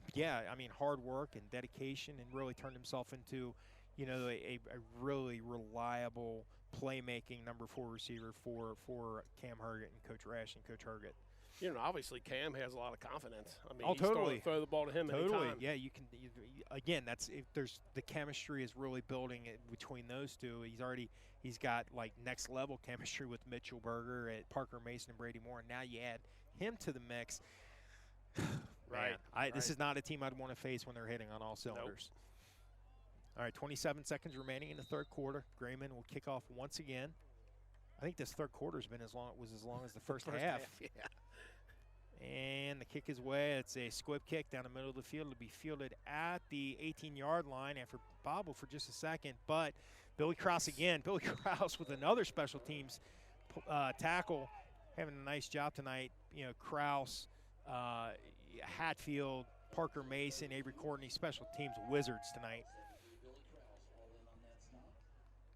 Man, Lexington Christian, 35-28. That game. Katie, is that game on any of the broadcast? Oh, you are? Okay. She's watching. She's watching. Yeah, Awesome. Who's got the ball? Okay. All right. I've been Hold instructed your to hold my horses. All right. Okay. It's only the third quarter, too. All right. Here we go. Lloyd, first and 10, ball spotted on their own 23-yard line. Twins left, twins right. Davidson takes a snap, drops. Here comes pressure from Tanner Jackson. Davidson gets to the next level, nice takes hit. it out to the 28, and a big Austin hit Waddell. by, there it is, Austin Waddell. Wow. Right, so, you know, if you want to be a middle linebacker for Coach Rash, you better be tough. You better be able to hit. You better be able to make plays. And, man, Austin Waddell just showing. He had I think, a 23-yard interception return earlier in the season before he was injured. He is a playmaker. And the kid, and here's the other thing. The kid just gets bigger every time I see him. Right. God, I think he went from 5'10" to 6'3" in the snap of fingers, man. Just a big, strong, athletic kid. All right, and that'll do it for the third quarter. Beechwood leads 31-0 over Lloyd. Kentucky Class 2A Round 2 District Championship game.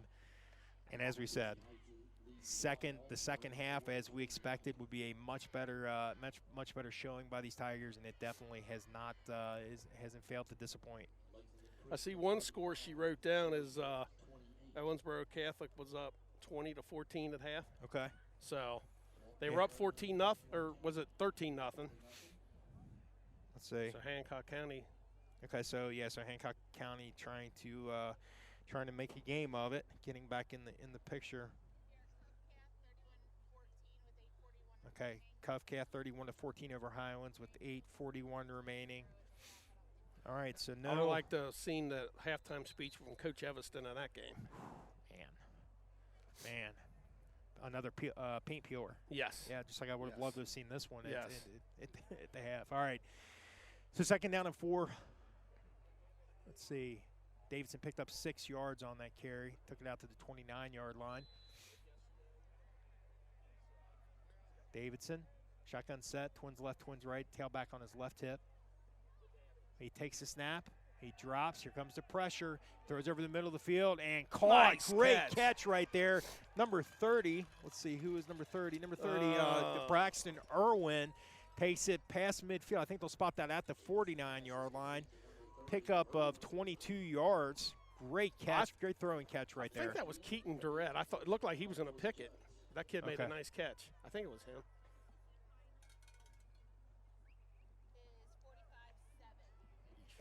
Okay, Newport Central Catholic final, 45-7 over Ludlow. They will advance to the third round. All right. Davidson, shotgun set, trips right, getting a little confidence in his throwing now. He throws complete to Riley at the 46. Riley met by Michael Hatfield, and I think that's Avery Courtney again. Let's see who that is.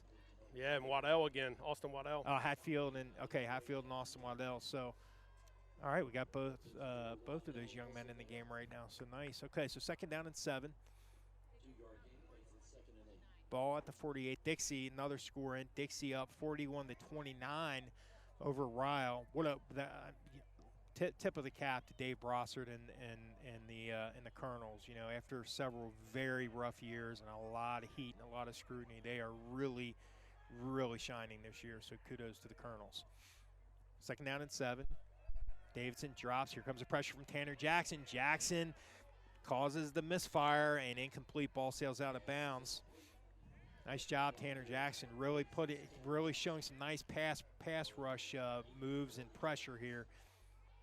Big kid. I was told he's 6'2", 250, but he looks a little taller than 6'2". Yeah. But man, he's really he's solid. That's for sure.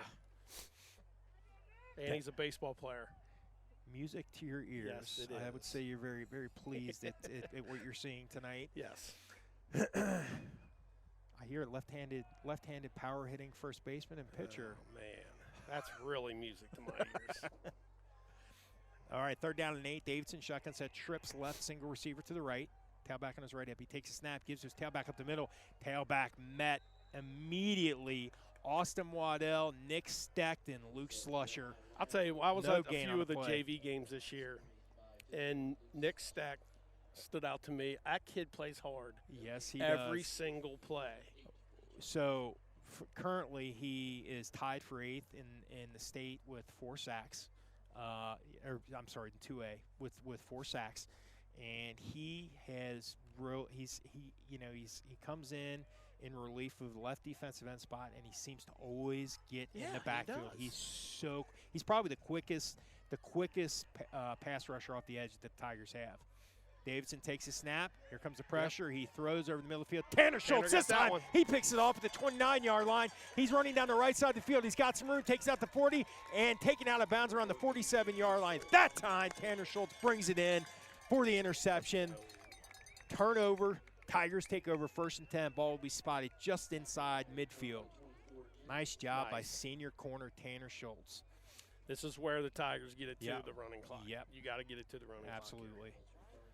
Actually, they'll spot the ball at the 47 of the Tigers. Great job again. Great pressure off the edge right there by both defensive ends for the Tigers. Speaking of baseball players that play football, we've mentioned a lot of guys tonight that, luckily for us, play baseball too. Yeah. How about that? All right. Cam, shotgun set, empty backfield, 5 receivers. He takes a snap, drops. Now he's going to tuck it and run. He's at the 45. Nope, he's going to throw. He's going to throw, and that is going to be caught around the 40-yard line by Cole Stammer. Yep. That'll be enough for a first down, 13-yard pickup there. Nice job by Cole catching that one on his knees. I just love seeing Cam's arm strength. I know. Over the just from last year to this year, his arm strength to me is so much. His arm is so much stronger. Well, and the accuracy too. 75. Yeah. He leads the state in completion percentage. I mean, 75%. That's ridiculous at the high school level. 1st and 10. Cam takes a snap. He gives to Courtney off right tackle, and Courtney gets to the next level. He's at the 30, powering his way down to the 26-yard line. Pick up of 14 yards. Great job once again by Avery Courtney, but also by Henry Knockazel, Bryce Shepard, and Colby Vanderpool, opening up the middle of the field and creating lanes for him to run. Excellent game by those 4 young men. Absolutely. Kudos to them. It's easy to hit a hole hard, like you said, out of a cannon when those guys are making big holes for you. I mean, they're just they're steamrolling right now. Right. You know, they've got the momentum and just steamrolling. Here we go. 1st and 10 ball at the Lloyd 26. Cam takes a snap, and he gives to Landon Ayler. Talk about a missile out of a cannon. He takes it to the next level. He's going to take it down inside the 15 to the 14-yard line. 12-yard pickup, junior tailback Landon Ayler, who, pound for pound, I believe is probably the fiercest runner in Northern Kentucky. I mean, for someone who, you know, not crazy with a lot of size, that young man runs like he's 6'4", 300 pounds. All right, what do we got here? LCA 35, tied up, 35-35, and oh my goodness, 35-35 in Lexington. Number 1, number 5 RPI ranked teams facing off for the District 4 championship and the right to move on to the 3rd round. There will be one excellent team not moving on tonight. Here we go. 1st and 10 ball at the Lloyd 14. Cam takes a snap, and he gives to Ayler again off the right side. Ayler's at the next level, and he takes it inside the 10 down to about the 7-yard line. Ayler running really nice, and a great job again right there by Colby Vanderpool and Luke Slusher, opening up all kinds of room for Landon to run. And Landon read that block from Colby Vanderpool perfectly, went right in between him and Luke and picked up those yards. So that'll make it 2nd down and 2, ball spotted at the 6-yard line. And again, Kevin, we're talking about Landon Ayler. We're talking about Landon Ayler, Cole Stammer, Avery Courtney. You know, 3 running backs. Right. We're talking, you've got Torrin O'Shea coming in. Then you've got 5, 6 receivers. It's just such a deep arsenal of weapons. A lot of weapons. Yep. 7:39 remaining. Beechwood leads 31-0. Juggernauts came out, kept it close early. In fact, took it down inside the 2-yard line to try to tie the game at 7. Beechwood has owned the game since then. Cam takes a snap, turns, gives to tailback Torrin O'Shea up the middle for a 6-yard touchdown. Wow, Torrin O'Shea, I believe that's his 4th touchdown of the season. That'll make the score 37-0 Tigers. I think right there, if it was flag football, he wasn't getting tackled. I mean, he went through there like. Man. I tell you what, all these Tiger backs are really explosive when they get the handoffs. Snap is back, the hold is down, the kick is up, and it is Good. And that will make the score 38-0 with 7:20 remaining. That will move us to a running clock situation. Second half, boy, they really turned it on, didn't they? Yes, they did. Man. Think that halftime speech had maybe a tiny bit to do with it? I've heard from many people that, not unlike yourself, Coach Right. Rash can be a very motivating Right. locker room. I am very calm yeah. at all times. Unfortunately for us, we don't have a locker room where we can take them into because what we say. Dugout, Yeah, and everybody hears it. Right. That was so for Torrin O'Shea. That was his second rushing touchdown of the season, and he also has a receiving touchdown. There's another back that can catch out of the backfield. You know, he caught a touchdown earlier in the season on the scoreboard side of the field that he was wide open, and I mean just soft hands took it in like Barry Sanders into the end zone. What do we got? Third. Yes, that's third. 2 rushing, 1 receiving. You know, the great thing for Beechwood, too, is a lot of these guys we've mentioned are juniors.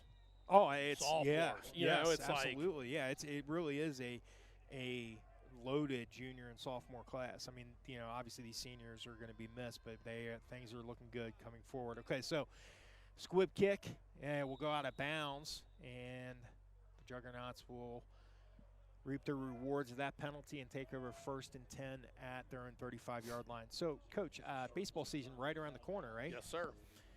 Man. Yeah, we were having some great workouts, and the kids were, you guys, you know, obviously the guys not playing football or whatever, and we just, with all this COVID stuff going around, we decided to shut it.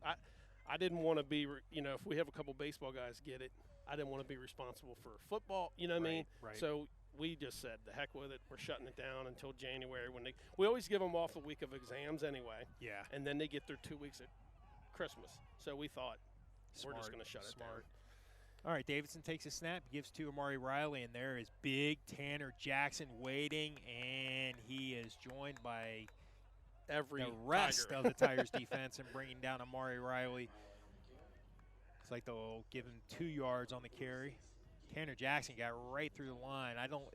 That right there is a sign of how big and strong Amari Riley is, because Tanner Jackson, big and strong himself, was waiting for him in the backfield. Riley just carried him forward for 2 yards. We've got some backups getting in. Bomani Hughes at outside linebacker. Landon Johnson at outside linebacker. Davidson 2nd down and 8.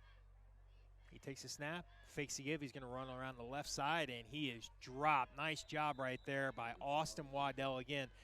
Kevin, Austin Waddell, he's played great in the second half. I mean, he seems like he's in on every tackle that time. That time got Davidson around the ankles. Really nice tackle. Let's see. Let's get some other. Tanner Schultz and Stammer still in a corner. Yeah, Brady Moore, Durrett, and it looks like maybe Colin Conroe and Joey Spears did interior defensive tackle. All right, 2nd down and 6. Davidson takes a snap, turns, gives to Amari Riley, and Riley hit. And is that Tanner Jackson again? Yep. He takes Riley down in the backfield this time for a loss. Looks like a loss of 2. That'll make it 3rd down and 8. LCA with the touchdown to make it 42-35. How much time's left? Does it set now? Okay. 4th down and 7. Clock continues to run. We are in a running clock situation. 38-0. Beechwood leads. 4:39 left in this game. And let's see. It looks like Brady Moore back to receive the punt. If they punt, I'm sure they will here. Snap is back. Kick is almost blocked. It's a short kick. It'll bounce or it'll go out of bounds around the 35-yard line, where it'll be 1st and 10 for the Tigers. That was your boy Nick Steck almost blocking that punt. Yeah, that's the thing. He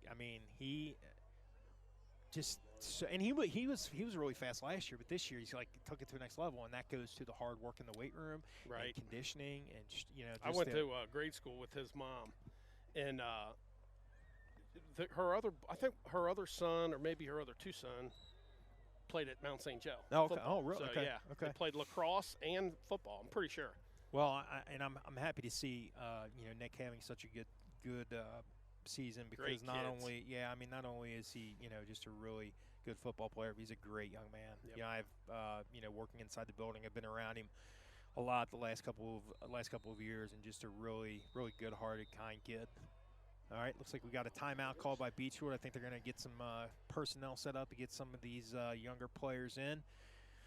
Whew, man, what a two quarters in a minute, two quarters in a minute by the Tigers tonight. Oh, here we go. Okay, so 8 minutes remaining.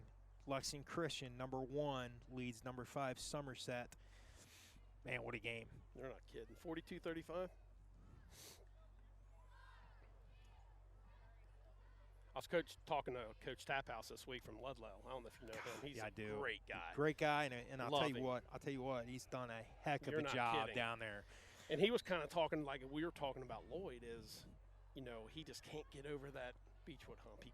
Now he's trying to find a way to get over the Newcath hump, and he kept saying all week, man, it's time. But it's just a tough hurdle for him. It is. Landon Ayler with the carry for the Tigers. No gain on the play. That'll make it 2nd down and 10. Sophomore quarterback Nazario Pangallo taking over for Cam Herget.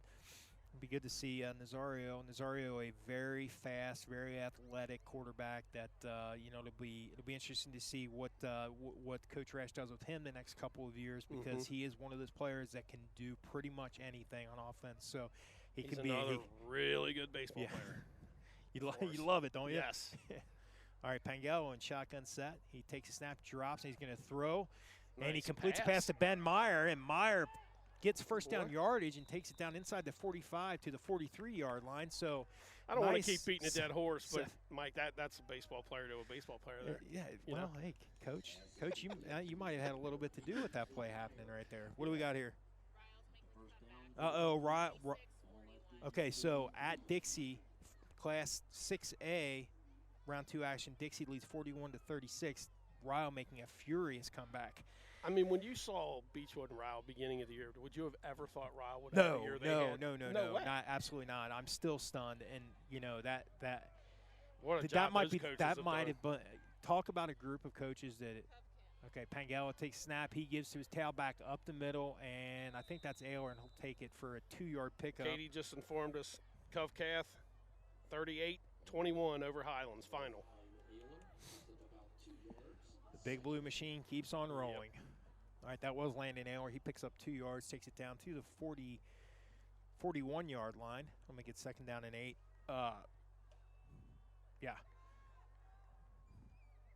Man, Coach Brian Weinrich, man, he's rough year out there and taking a lot of heat. Those people in Fort Thomas are not forgiving. Goodness. 2nd down and 8. Pangallo takes a snap, throws, and incomplete. Tried to hit senior Bryce Halls, but just off his fingertips. That'll be incomplete. That'll make it 3rd down and 8. I just wanted to say Greg Taphouse has really done a great job in Ludlow. I mean, they again not blessed with the talent and the numbers that a school like Beechwood has, and man, he's just crushing it down there. It is tough, the whole when you're in the wrong district with the powerhouse, it can just be tough. But that's one guy that I could see. You look at guys like Kyle Niederman and Greg Taphouse, and you can see them turning the corner eventually. Pangallo takes a snap, he runs up the middle, he's got some room. There's that speed, takes it inside the 40 down to the 35-yard line. He picks up 6, and that'll be enough for a 1st down.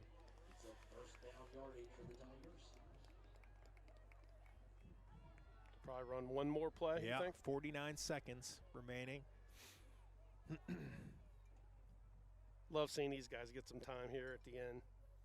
Coach Rash and that crew, they always do a great job of getting these kids in, and there's always more than the wins, more than the titles. It's character, and it's about the kids, and it's about getting, rewarding these kids for the work that they give, even if they're not juniors or seniors, right, or starting players. So you're right, I love to see this. All right, Nazario, he will kneel, and Coach, that's going to do it. That's it. Beechwood behind a tremendous second half performance led by senior quarterback Cam Herget defeats Lloyd 38-0 in this Kentucky Class 2A Round 2 District Championship game. Moving on to Round 3, Coach. moving on to round 3, and that was the More goal. than likely that was the Breathitt goal. County, More right? than likely Breathitt County, who at last check was defeating Leslie County. So again, my guess is I'm going to say, and I know it's dicey, 42-35. I think we're going to be looking at Mayfield. That second one, that's probably going to be Metcalfe County, but the second one was. Did we say? Hey, do we have no Owensboro Catholic score? Yeah, 2014. 20-14. Okay.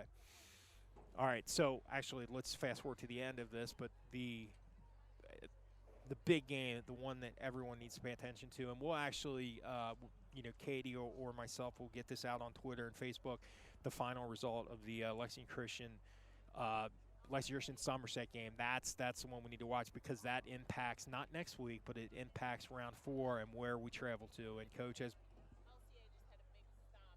Okay, so Lexington Christian just had a big fourth quarter stop on a Somerset drive, so that's a good sign for Lexington Christian. So, all right, Coach. So what do you think? What is? Okay, so Owensboro Catholic Hancock 2020. So that's another good one, but not one that truly really impacts us, because they're going to have a hard time getting out of that side. Right. That side's going to be Mayfield, Lexington Christian, or Somerset. So, Coach, what do you think? First time, did you have a good time? Absolutely. Hey, you I crushed it. just want to say thanks for having me. Hey, man. it was. I know, hey, Mark. it was tough shoes to fill. Mark, I'm a rookie. Hey, you know what? We have to train a stable of broadcasters. You and Paul Gears, Alan Layton, and I don't know who did the state game, the Raceland State game. So you guys are now all official members of the Beechwood Sports Radio Network. So wow. great What debut, an honor. great debut What an performance, Coach. Great. Thank you. So I would say, I like getting interviewed better, like after wins. oh yeah, Honestly, hey man. because I'm pumped. I'm not nervous. Well, the good news is you haven't had many losses, so we haven't had to traverse that path. So Yeah, let's keep that going too. yeah, so we've got so we'll be paying attention to what happens in Lexington tonight. We will really. As you said earlier, I'm rooting for Lexington Christian, because I don't want to go to Mayfield, and I just want to let's get it over with. Let's face the best. Yeah, it's going to happen eventually. So we'll pay attention to that. Cameron Herget again, phenomenal game. I obviously we're not blessed with a stat program, so I can't wait to see the stats, because again, as much as you hate to say it, the stats do matter when you're looking at his potential, run at the Mr. Football award. But that stats had to have been great. He had to have over 100 yards rushing, a couple touchdown passes. So, Right. I'm interested to see what his completion percentage was tonight, because I don't, because I don't remember many I misses. don't There either. were a couple I really drops, don't. but I don't think he had any. I don't think he had any misses. If anything, it was drops. So I'm interested to see that, because he legitimately is. Has put himself in that position, and man, how awesome would that be to have a Mr. Football for No Beechwood? doubt.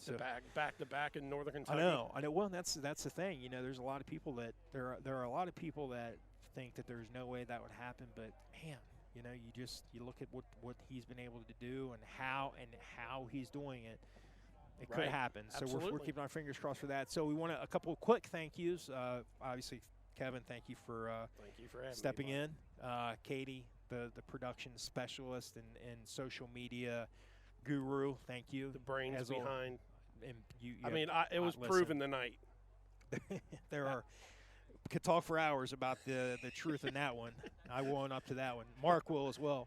Also, thanks to Tim Lloyd and Brandon Van Brom for getting us set up technology-wise and always being there to support us when we need it. Thanks to Ryan Booth and Brandon Slusher for not only your support but your encouragement and getting things set up from behind the scenes. Thank you to the Boosters crew that we read off earlier. Kevin, as you noted earlier, best booster organization in the state of Kentucky. So again, lots of blessings and lots of things to be thankful for. Tigers win, 38-0. We're moving on to round 3, Coach. I'm ready. All right, everybody. What's that, Katie? It looks like, yes, as Katie said, it looks like it will be Breathitt County coming to Beechwood next week, but we do not have that final yet, and we will let everyone know on social media as soon as all of these games are final. Thank you, everyone, so much for taking the time to watch and spend your evening with us. Have a great rest of your weekend, and as always, go Tigers.